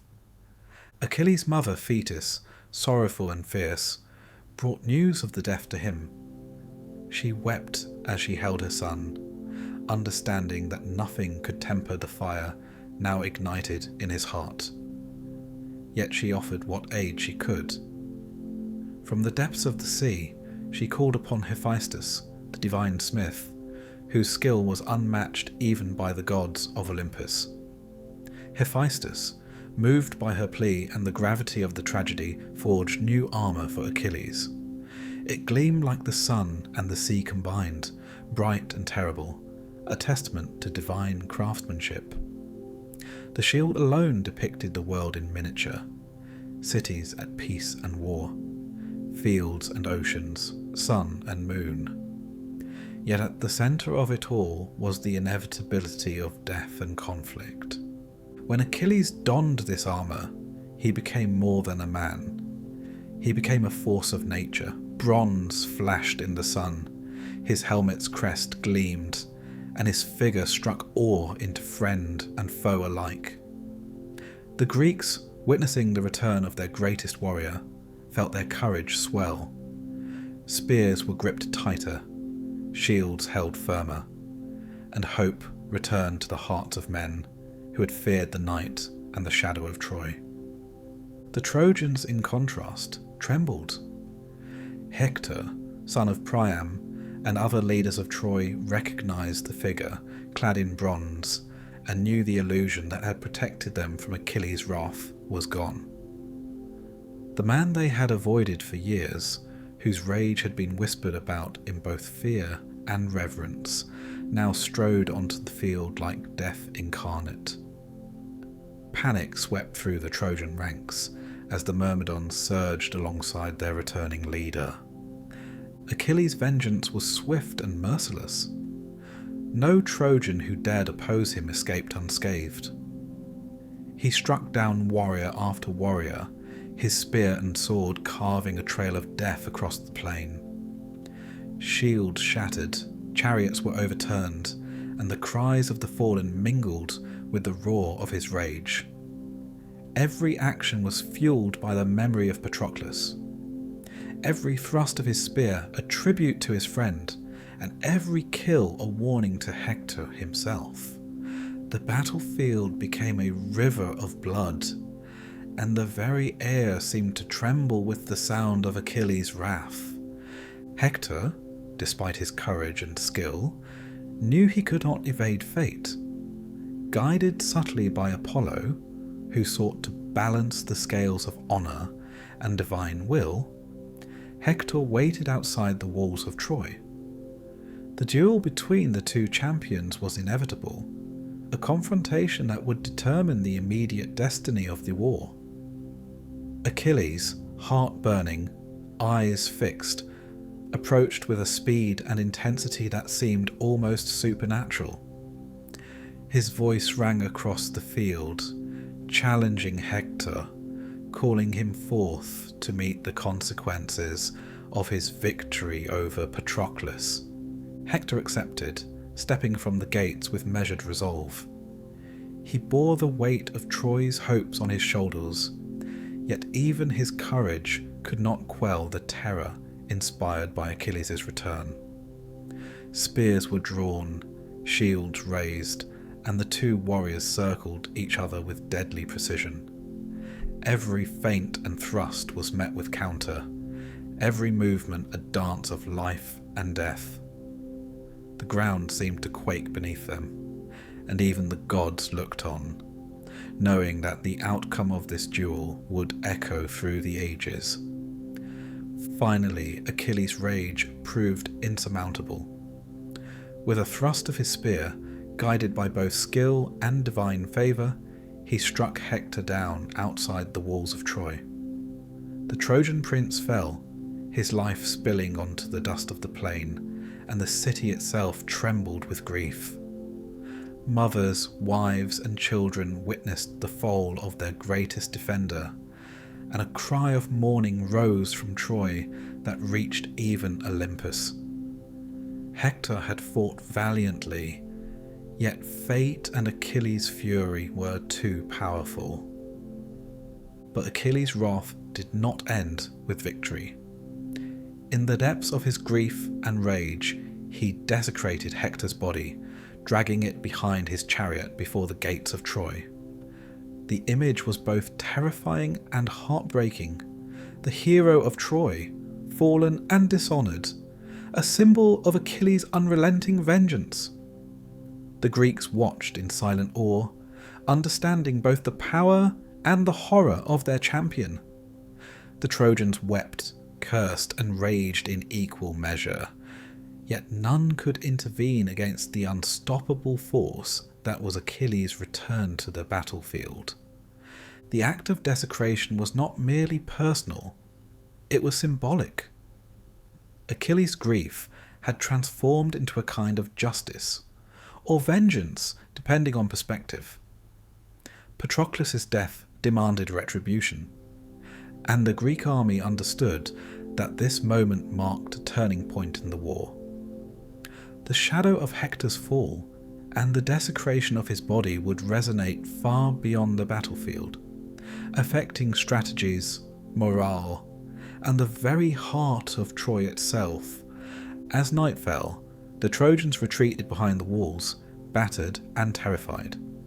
The Greeks, exhausted but emboldened, tended their dead and tended to the living. Yet even in the aftermath, the memory of Patroclus fueled Achilles' rage. It was no longer anger at Agamemnon that drove him, but grief transformed into a terrible, righteous force. Every Trojan soldier who had survived the day would remember the fury of Achilles, and every Greek would know that hope had returned alongside their greatest warrior. Thus ends the chapter of Achilles' unbridled rage. A hero returned to battle, armed with divine armour, exacting vengeance with merciless skill, slaying Hector, and desecrating his body in retribution. The battlefield, soaked in blood, bore witness to the intensity of mortal emotion, the inevitability of fate, and the terrible consequences of pride, friendship, and grief intertwined. The city of Troy had been shattered by grief. The death of Hector, son of Priam, left the Trojans in mourning, their greatest defenders struck down and desecrated before the eyes of the walls. Mothers wept openly, wives tore at their hair, and children hid in terror as the banners of despair swept through the streets. But amidst the despair, Priam, king of Troy, resolved to act. No walls, no soldiers, no gods could restore his son's honour. Only a personal appeal could hope to sway the heart of Achilles. Priam, aged and weary, made a decision few would dare. Under cover of darkness, he donned simple clothing, leaving behind his royal regalia, so that none would recognize the king in the shadows. With a small escort and bearing gifts, a ransom of gold, treasures, and sacred offerings, he slipped past the outer watch of the Greek camp. Each step toward the tents of the Greeks was fraught with danger. Soldiers patrolled the perimeter, and a single misstep could mean instant death. Yet Priam pressed forward, his grief lending him courage no mortal could easily summon. The path to Achilles' tent was tense and silent, the air heavy with the smell of the battlefield, and the fires that still burned from the prior day's clashes. Priam's mind raced with hope and fear in equal measure. What if Achilles refused?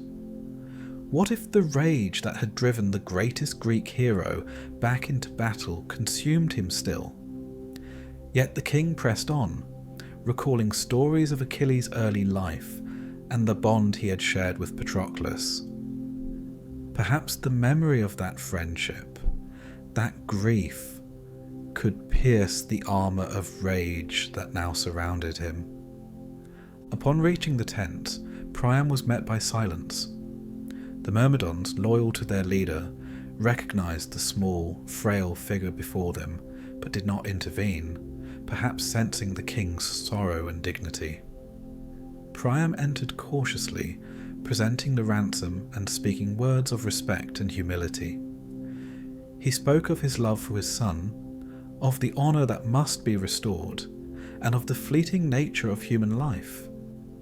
He begged not for vengeance, not for battle, but simply for the return of Hector's body, so that Troy could perform the proper funeral rites. Achilles, still reeling from the loss of Patroclus, initially regarded the king with a mixture of suspicion and disbelief. Rage and grief had clouded his judgment for days.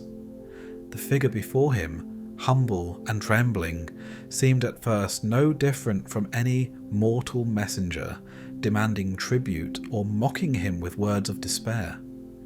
Yet there was something in Priam's voice, a resonance that touched the depth of Achilles' own sorrow.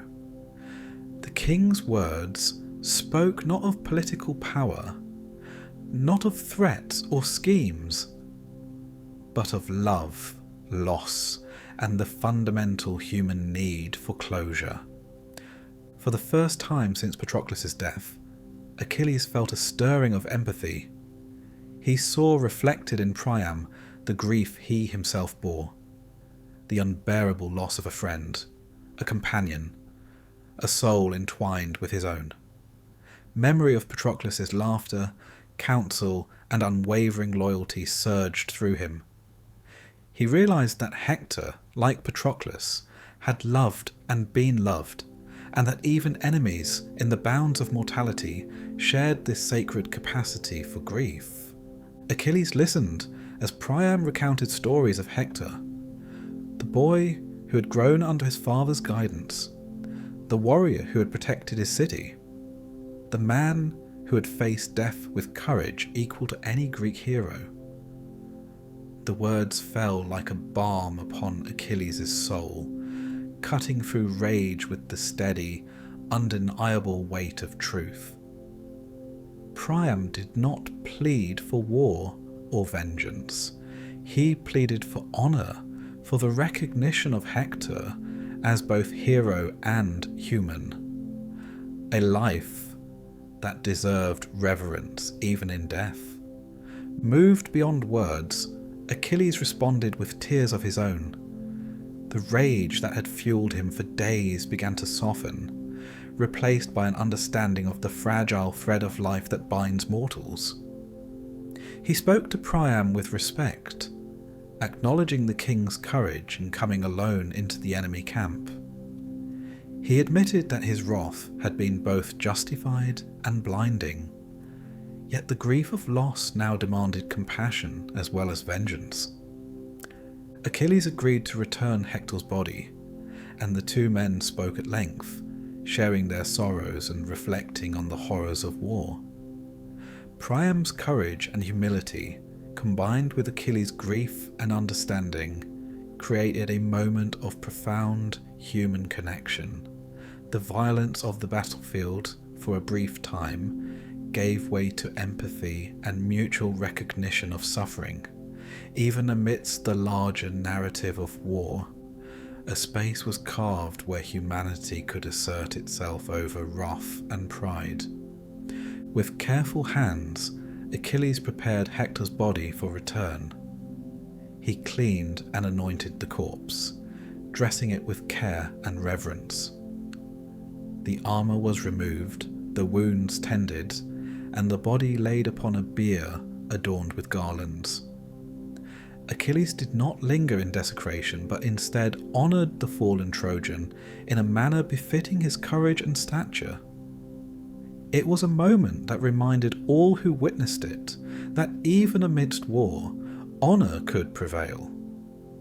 Priam, guided by Greek soldiers and protected by the tacit respect of Achilles' camp, returned to Troy with Hector's body. The city received him with mourning and relief intertwined. Priests, elders, and women alike gathered to prepare the proper funeral rites.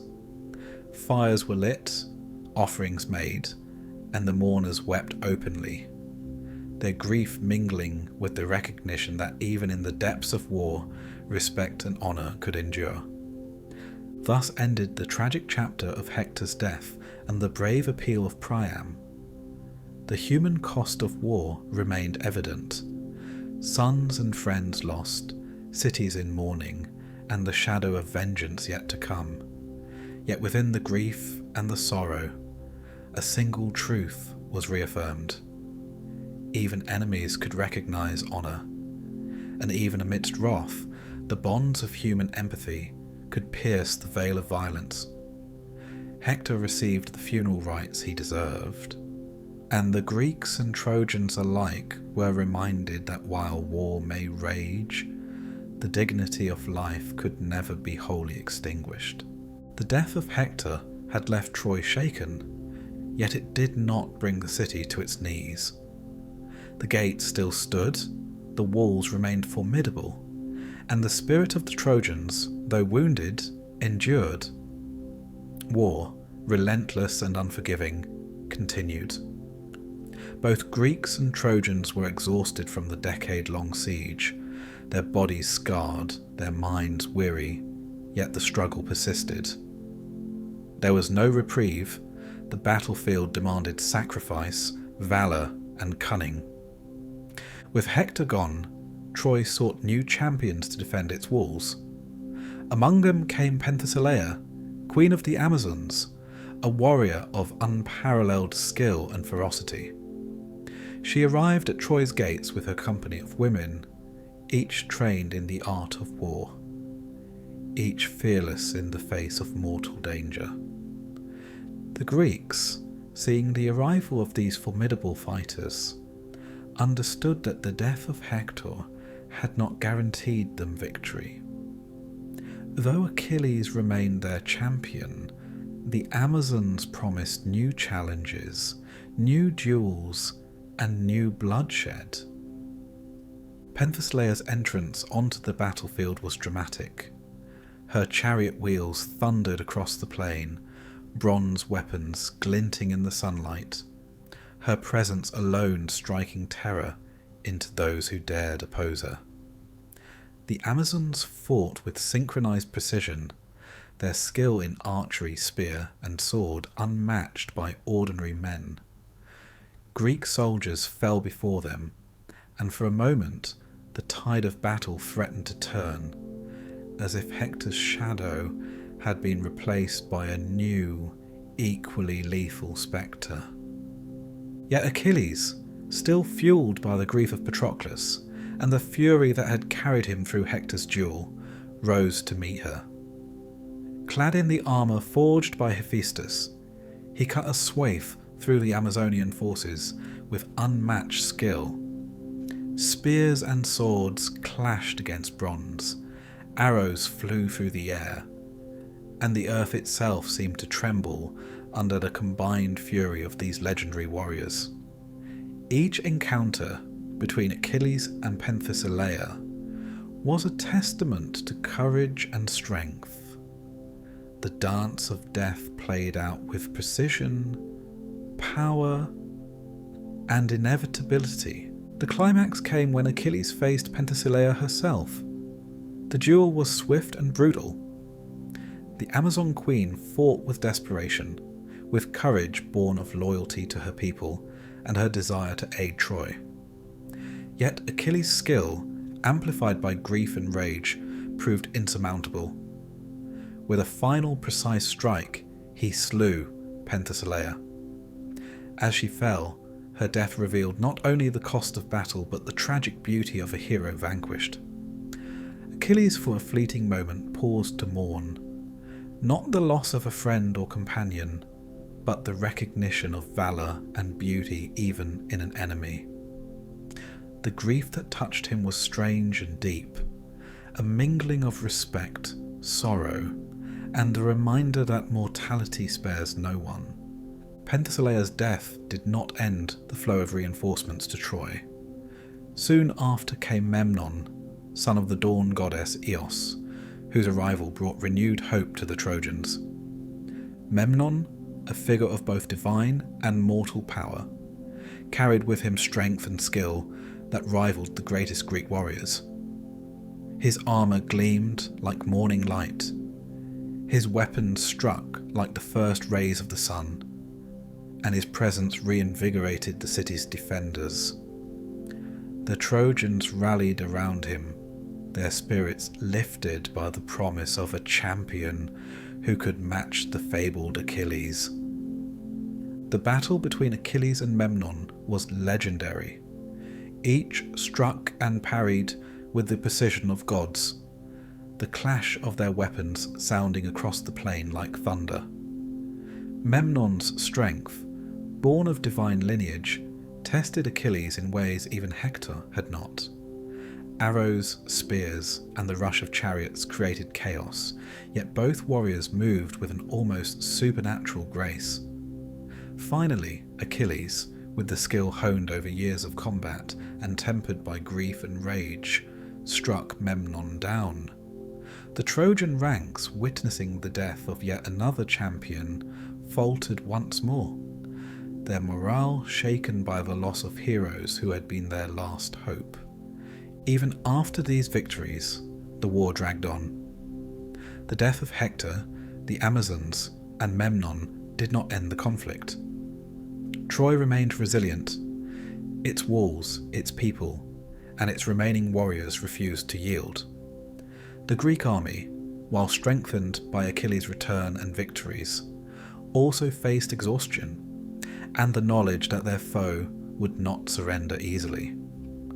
The war, now more than a decade old, had become a grueling contest of attrition, strategy, and endurance. Men and women on both sides endured loss after loss, yet the siege persisted, as if the gods themselves had ordained that Troy would not fall without immense cost.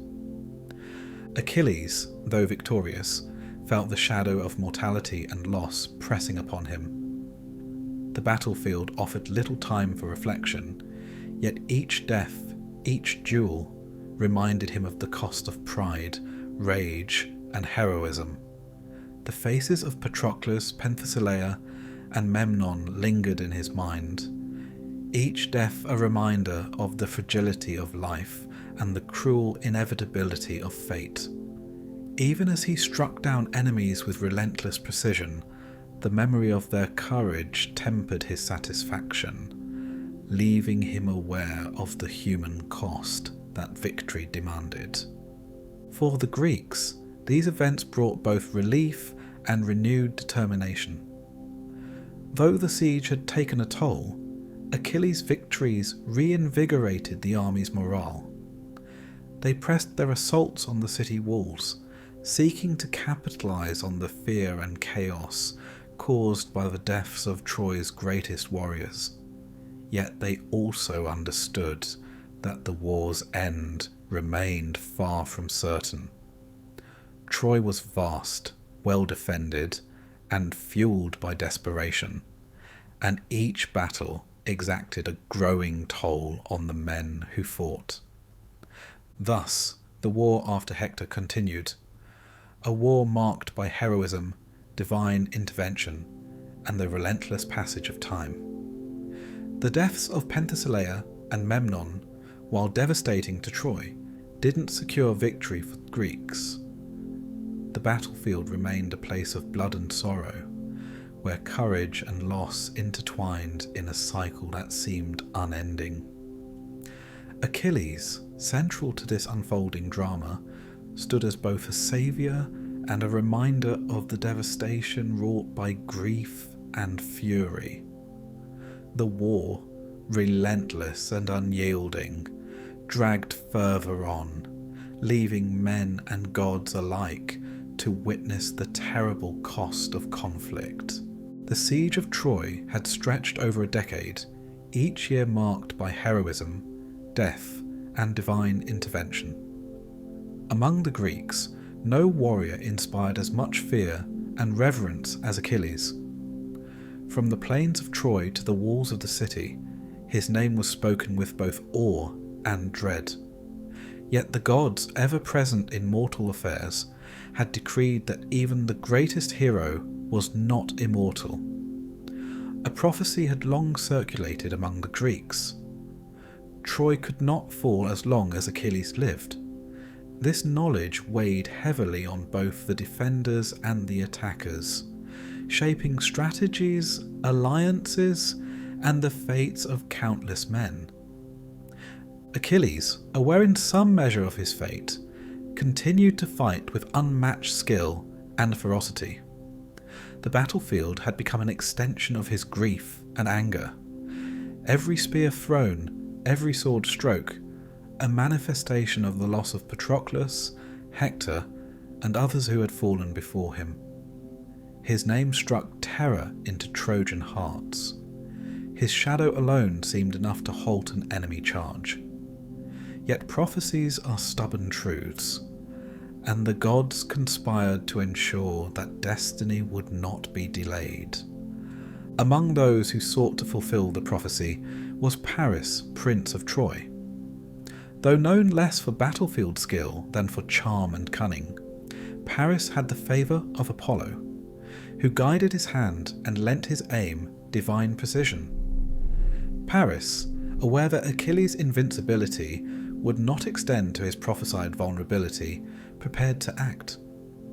The hero's heel, unprotected by the fates and mortal oversight, would become the focal point of this act, a single, small target with monumental consequences. The fateful day arrived amid the din of war.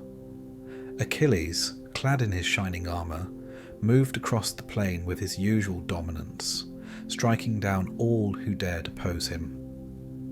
Trojan soldiers fell before him like wheat before a scythe, and the Greek forces, emboldened by their champion, pressed their advantage. Yet hidden from Achilles' view, Paris readied his bow, an arrow guided not by mortal skill, but by Apollo's will. The air was taut with tension, the fate of Troy balanced upon the smallest of threads. Then came the moment. The arrow, light and swift, flew true, striking Achilles in the vulnerable heel. The mortal wound, small in appearance, was fatal. Achilles collapsed, the life he had wielded as a weapon for so long now ebbing away in an instant. Around him, the battlefield seemed to pause, as if the earth itself mourned the death of the greatest Greek warrior. The Greeks, watching their champion fall, were stricken with grief and disbelief. The roar of battle was replaced by cries of anguish, the air thick with the shock of loss and the weight of inevitability. The Trojans, too, recognized the significance of the event. The hero who had shattered their defences, slain their champions, and desecrated their dead now lay mortally wounded. The prophecy was fulfilled. The invincible force that had terrified Troy was no more. A wave of both sorrow and relief washed over the city's defenders, for the shadow of Achilles' rage had lifted, leaving behind the fragile mortality of men who had once seemed larger than life. In the Greek camp, the grief was profound. Priests, soldiers, and leaders alike gathered around the fallen hero, mourning not just his martial skill, but the human courage and loyalty he had embodied. Achilles' death was more than a strategic loss. It was the loss of a symbol, a central figure in the collective consciousness of the army. Men wept openly, some striking their chests in despair, others falling to their knees in silent sorrow. The camp, once alive with the march of victory, was now sombre and quiet, weighed down by the absence of the man whose presence had defined their campaign. The body of Achilles was treated with reverence. Priam, perhaps recalling his own grief for Hector, ensured that the mortal remains were honoured appropriately. The Greeks performed funeral rites befitting their greatest warrior, anointing the body with oils, wrapping it in fine cloth, and laying it upon a decorated pyre. The scent of burning cedar and incense mingled with the smoke of the battlefield, a signal to both gods and men that a hero had passed. The funeral, however, was not a moment of mere mourning.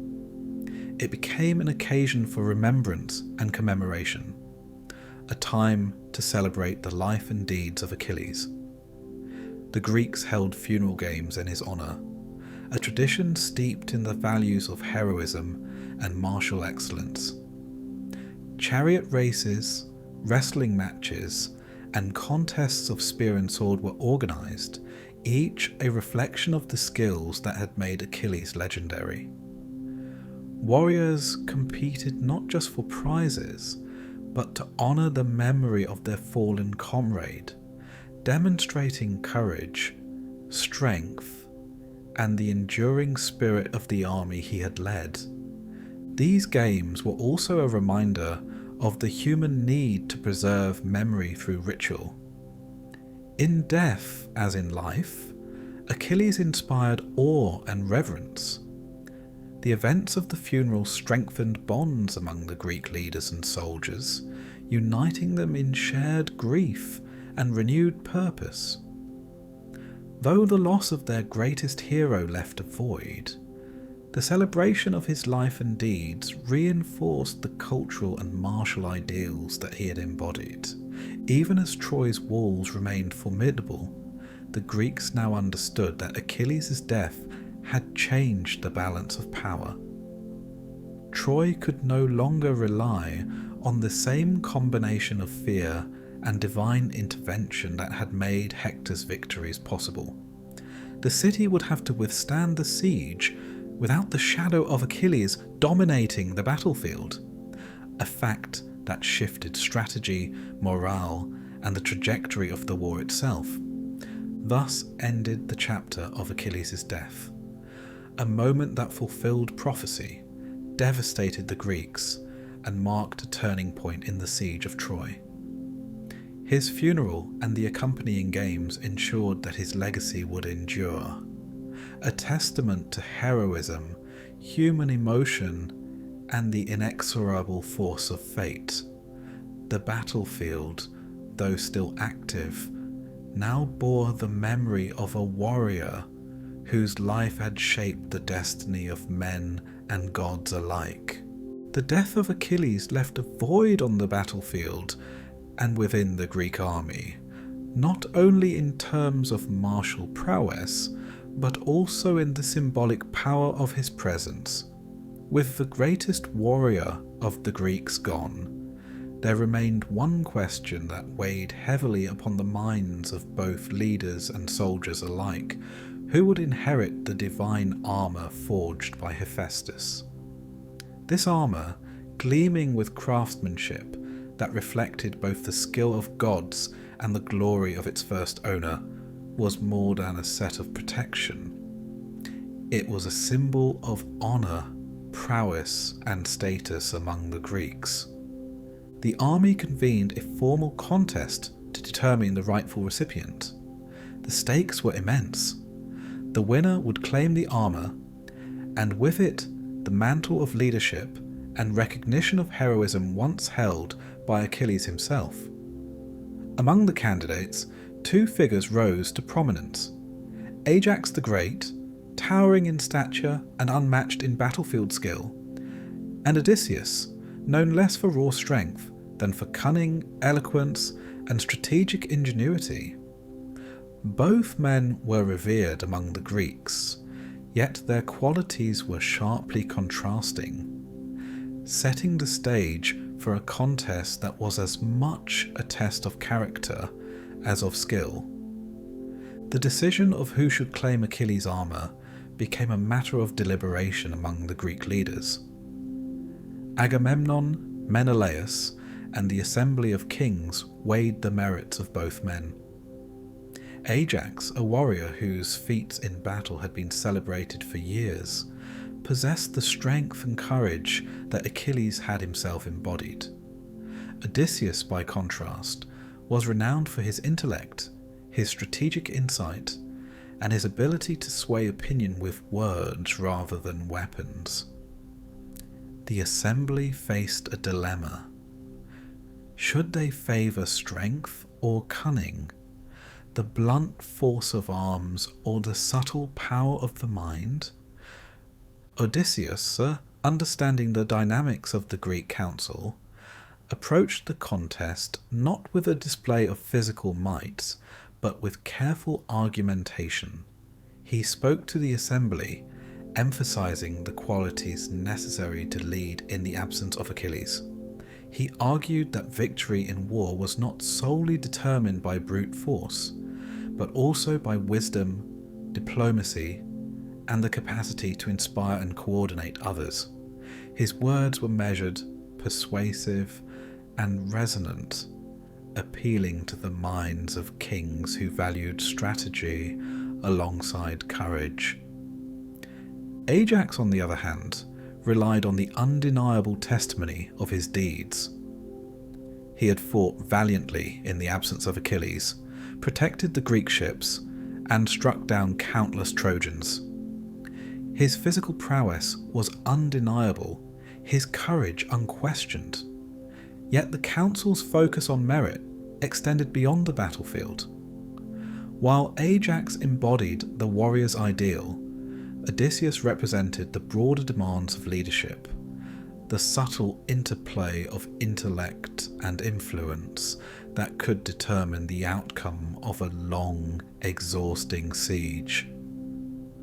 The debate grew heated. Supporters of Ajax spoke passionately of honour, valour, and the sanctity of heroic achievement. Supporters of Odysseus countered with arguments about foresight, cunning, and the necessity of mental agility in achieving victory.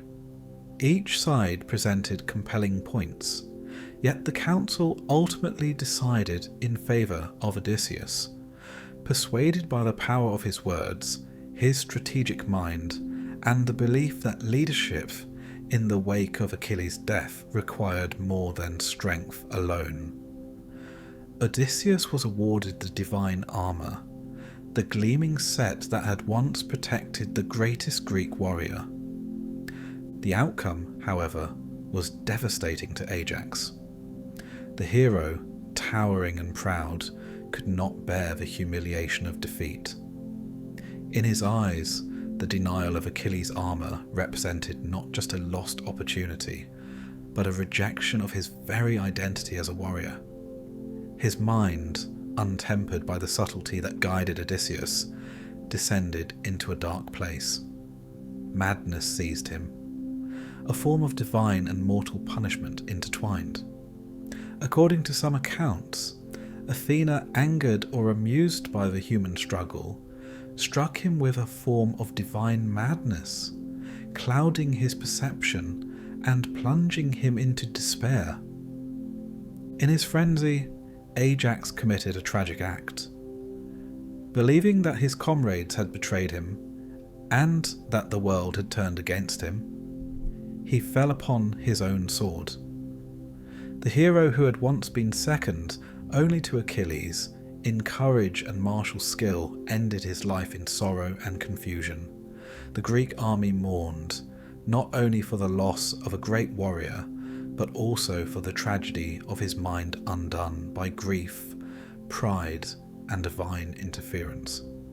Ajax's death served as a stark reminder of the precarious balance between honour and hubris, between mortal glory and the capricious will of the gods. Odysseus, while victorious in the contest, understood the gravity of the situation. The armour he now wore represented more than personal gain. It was a symbol of the shifting nature of war, a reminder that cunning could rival strength, and that even the mightiest could fall to despair if denied recognition or support.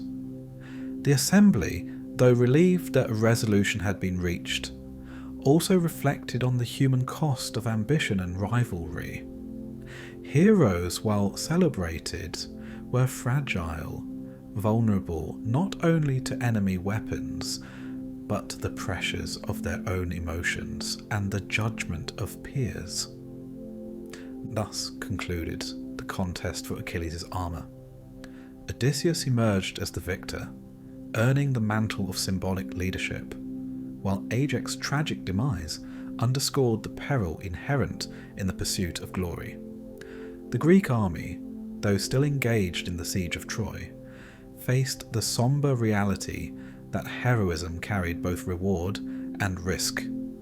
Even in victory, the shadows of death and despair lingered, a constant reminder that war demanded not only skill and courage, but also wisdom, humility, and resilience. The death of Ajax marked a turning point in the Greek camp.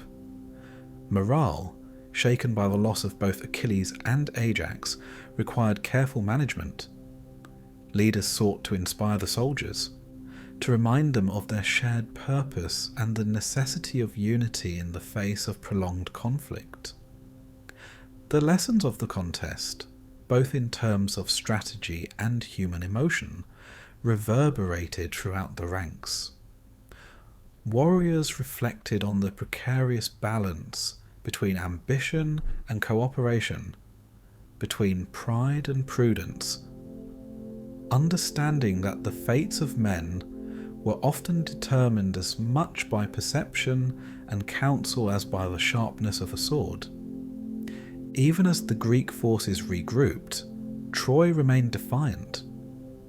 The city's defenders, aware of the deaths of Hector, Penthesilea, Memnon, and now the mortal impact of Achilles' absence, steeled themselves for the continuation of the siege. The stage was being set for the final acts of the war, as both sides adapted to loss, recalculated strategies, and prepared for the cunning maneuvers that would ultimately determine the fate of the city. As the Trojan War dragged into its final years, the Greeks realized that brute force alone would not bring the walls of Troy tumbling down. The city had endured sieges, heroic duels, and the death of champions, yet it remained formidable, its defenders relentless. In this moment of desperation, the Greeks turned to prophecy and divination, seeking knowledge of the divine will that could tip the balance in their favour. Their attention focused on Helenus, son of Priam, an seer of considerable repute, whose insight into the future was said to rival the gods themselves.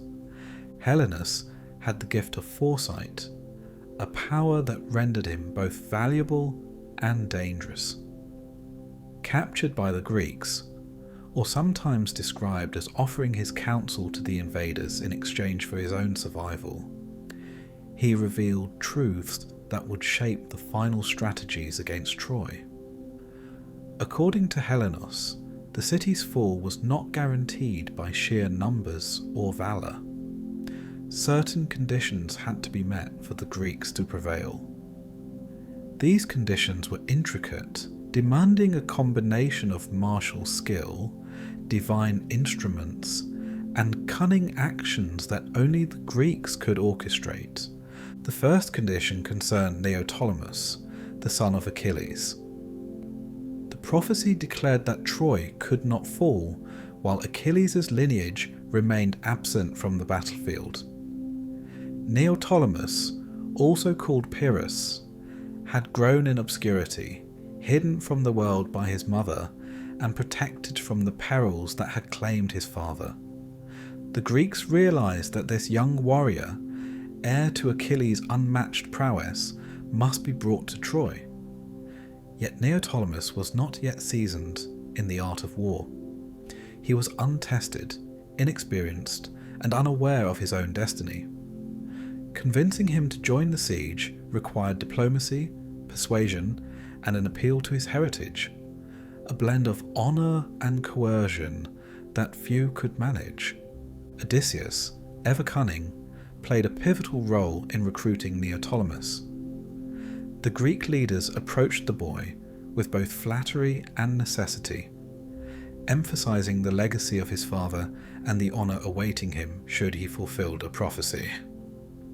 At first hesitant, Neoptolemus was swayed by the promise of glory and the inexorable pull of destiny.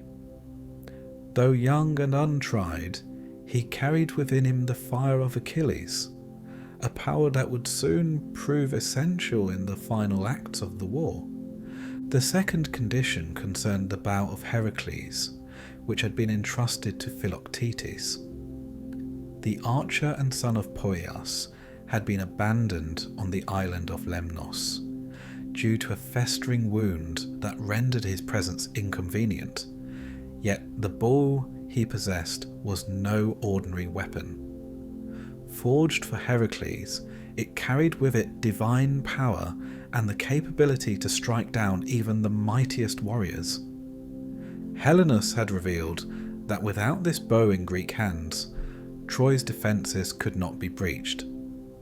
The retrieval of Philoctetes and his weapon became a task of equal cunning and compassion, for the man had been wronged and deeply embittered by his abandonment. Odysseus, the master of stratagems, led the mission to convince Philoctetes to return to the Greek cause. The journey was fraught with difficulty. Philoctetes' mistrust of the Greeks was profound, and his wound both painful and debilitating. Through negotiation, flattery, and appeals to duty, Odysseus and the Greek envoys persuaded Philoctetes to rejoin the campaign. With the bow of Heracles restored, the Greeks now possessed a weapon of divine provenance, capable of turning the tide of battle and fulfilling the next piece of Helenus' prophecy.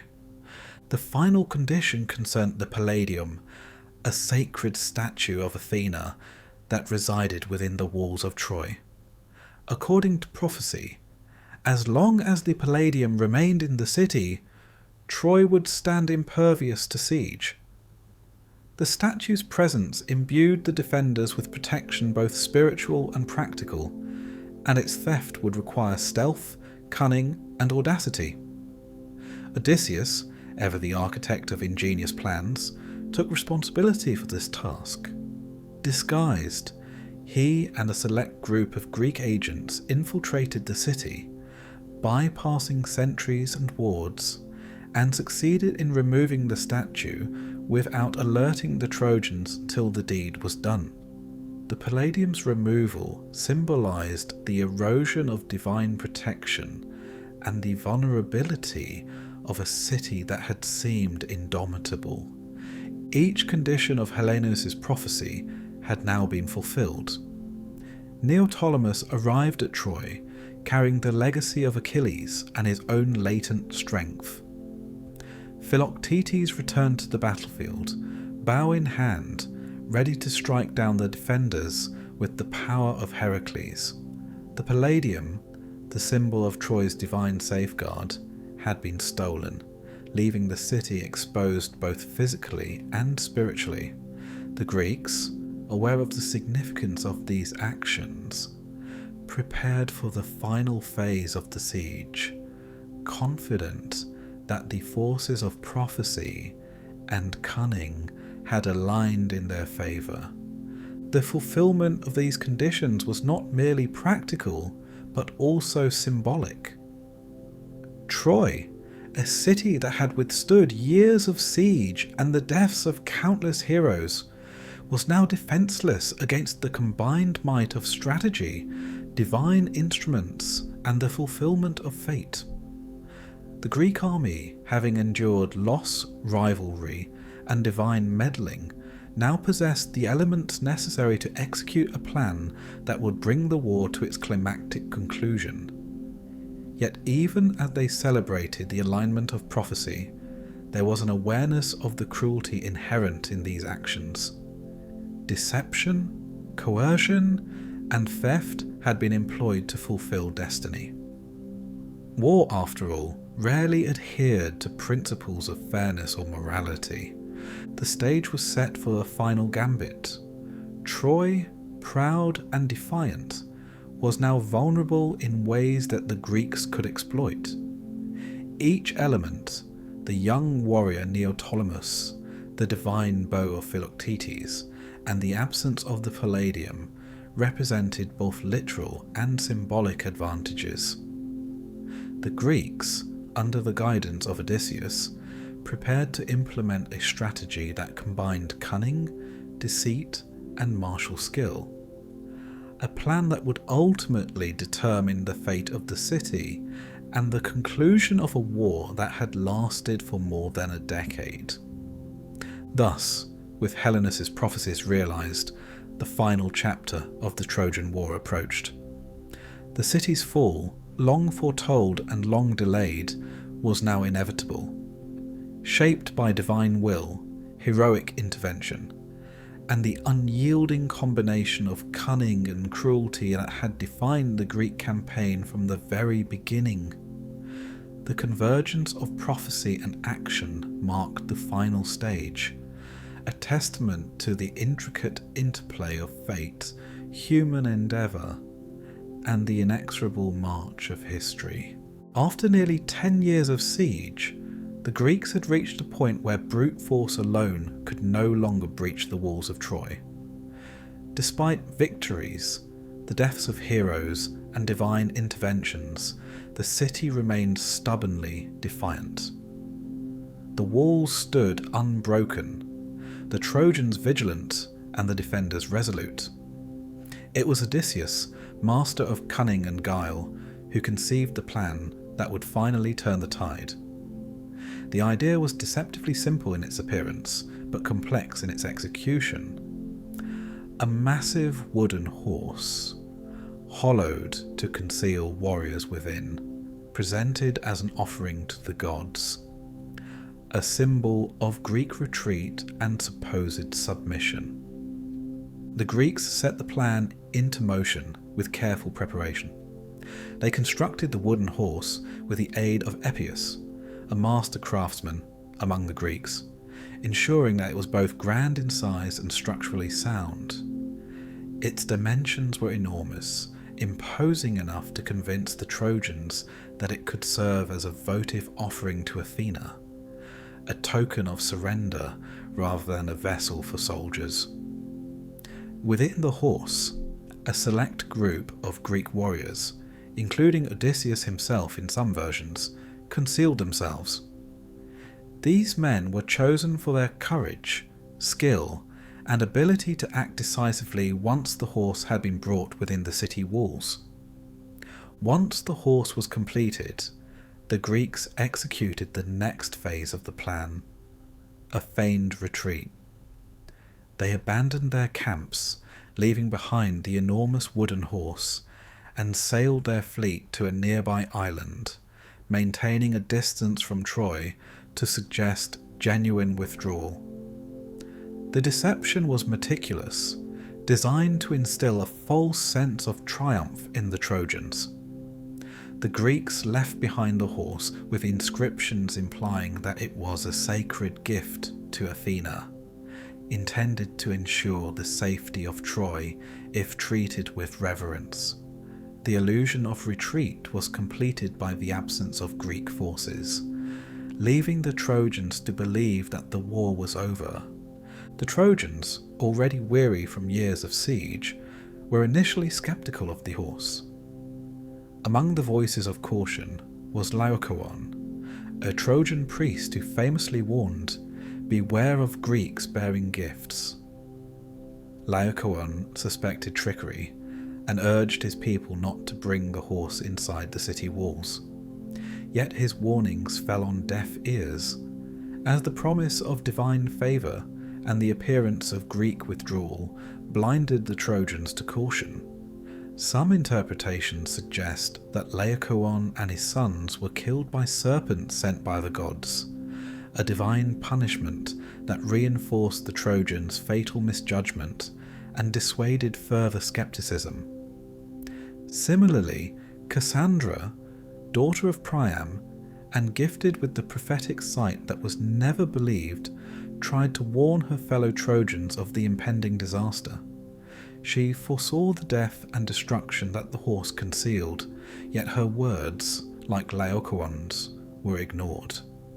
The Trojans, captivated by the perceived victory and their desire to claim what seemed to be a sacred offering, dismissed both warnings. The combination of human pride, fatigue, and faith in false signs of divine favour set the stage for the catastrophe that was about to unfold. Eventually, the Trojans decided to bring their wooden horse within the city gates. The streets of Troy buzzed with celebration as soldiers and citizens alike paraded the massive structure through the city. It was treated as a divine gift, a token of Greek surrender, and an assurance of future prosperity. The Trojans, in their excitement and relief, did not notice the subtle signs of danger. The gaps in the horse's construction, the small cracks in the wood, or the silent, tense movements of the Greek warriors concealed inside. As night fell and the city settled into sleep, the full measure of the Greek cunning was revealed.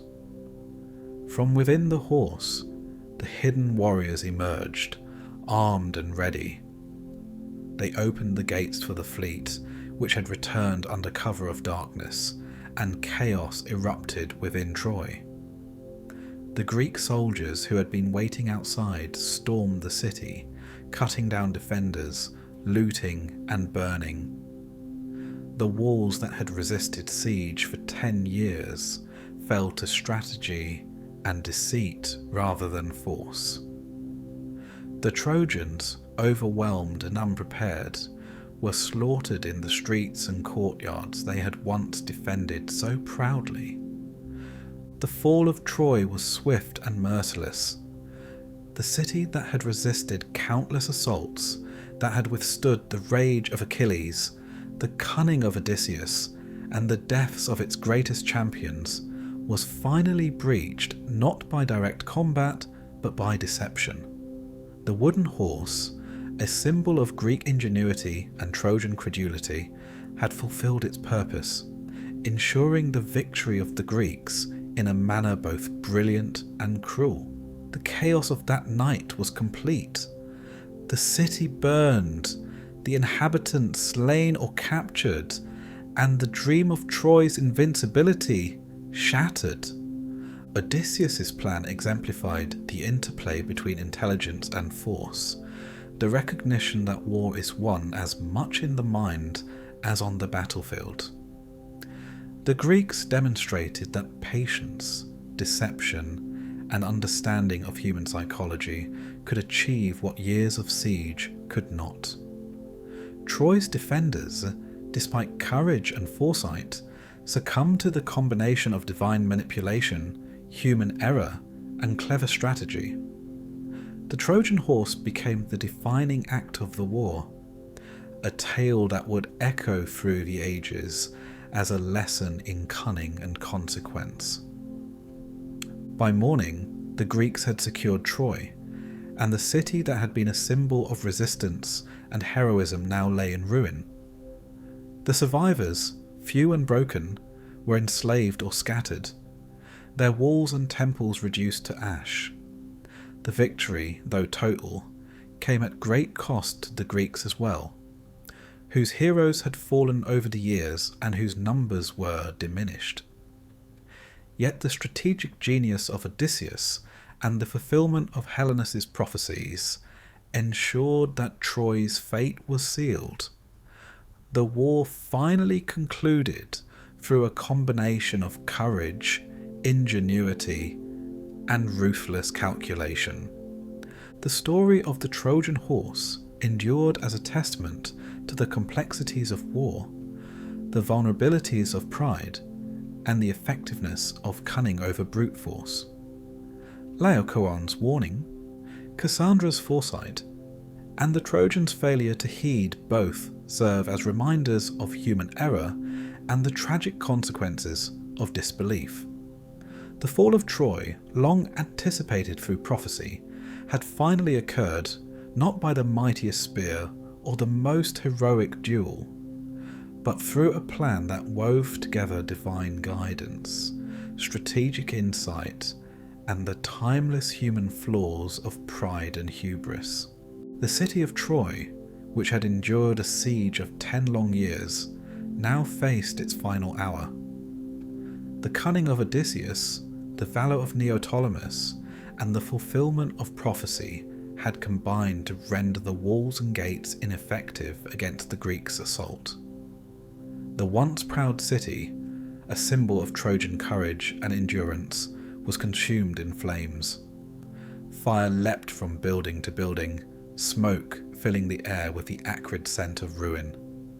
The cries of men, women, and children mingled with the clash of steel, creating a symphony of death and despair.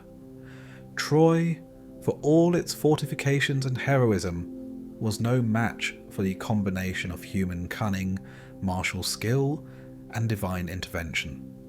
At the heart of the devastation, Priam, the aged king of Troy, sought refuge at the altar of Zeus, hoping that sacred ground might protect him from the violence sweeping through the city.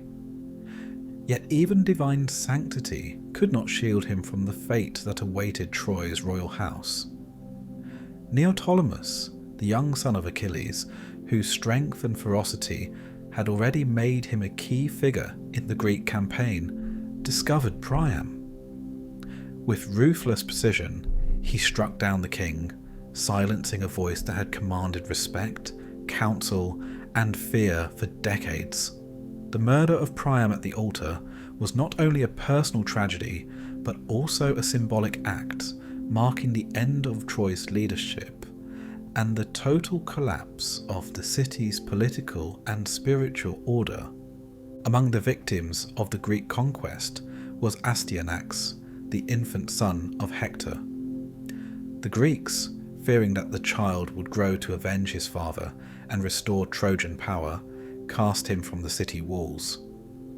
The sight of the baby falling, a future hope destroyed in an instant, epitomized the ruthless pragmatism that guided the Greeks in their conquest. The act was one of cruelty and calculations, a grim measure to ensure that Troy could never rise again. Troy's heroes were slain, its heirs eliminated, and its future extinguished in a single brutal moment. The women of Troy, who had survived the siege and witnessed the slaughter of their kin, were now captured and enslaved. Among them was Cassandra, the prophetic daughter of Priam, whose warnings had been ignored for years. Taken by Agamemnon, she would endure captivity, her tragic insight a curse rather than a gift. The women, stripped of freedom, forced into servitude or concubinage, became the living symbols of Troy's destruction. Their suffering would echo long after the city's walls had fallen, a reminder of war's enduring cost and the human collateral of conflict. Despite the slaughter and ruin, not all Trojans perished. Aeneas, prince of Troy and son of Anchises and the goddess Venus, managed to escape the destruction with a group of survivors. Guided by both divine will and human determination, Aeneas would carry the memory of Troy into a new future. He became the seed of a legacy that would endure long after the city's stones had crumbled and its walls had burned. His escape foreshadowed the eventual rise of Rome, a narrative that connected the devastation of Troy to the future of civilization itself. The Greek army, victorious but weary, now prepared to depart. The ships, once delayed by siege, subterfuge, and heroic conflict, were now loaded with spoils, captives, and the spoils of 10 years of war. Yet the return journey was far from simple. The fates, shaped by both divine will and human actions, awaited the Greeks with curses, storms, and challenges. Some would face death at sea, others betrayal or murder, and a few, like Odysseus, would endure prolonged trials before reaching home. Victory at Troy, while total in the immediate sense, came with consequences that extended far beyond the battlefield. The fall of Troy marked the end of the war in practical terms, yet the suffering it produced continued indefinitely. Families were shattered, children orphaned, cities destroyed, and survivors scattered across lands, foreign and hostile. The Greeks' triumph was not without cost. The blood of heroes and innocents alike stained the ground, and the moral consequences of deceit, slaughter, and enslavement lingered as a shadow over the victors. The war had concluded, yet its human toll endured. A reminder that the end of conflict does not erase its suffering. In the ashes of Troy, the legacy of heroism, tragedy, and divine influence was etched into history. The deeds of Achilles, Hector, Odysseus, Neoptolemus, and others became stories of valour, cunning, and consequence. Priam's death, Astyanax's murder, and the enslavement of Trojan women served as cautionary examples of war's cruelty. Cassandra's ignored prophecies and the city's destruction underscored the peril of disbelief and hubris. Each event contributed to the complex tapestry of human action and divine intervention, a narrative of triumph intertwined with profound loss. As the Greeks sailed home, Troy lay in ruins, its people either dead or dispersed, its temples and walls reduced to rubble. Yet the echoes of the war persisted. Songs, oral tales, and later writings would immortalize the events, ensuring that the story of the Trojan War would be remembered for millennia. The heroism, cunning, and tragedy of those 10 years endured in cultural memory, shaping perceptions of honour, strategy, and the consequences of human ambition. Thus concluded the Trojan War, a conflict that had spanned a decade, involved countless heroes, and drawn in gods and mortals alike. Troy was destroyed, its people devastated, and its legacy transformed into legend. The Greeks achieved victory, yet the cost was immense, a testament to the relentless interplay of fate, courage, ambition, and the often cruel designs of both men and gods. The war ended, but the suffering, memories, and lessons it produced persisted, echoing far beyond the city walls and across the centuries of human storytelling.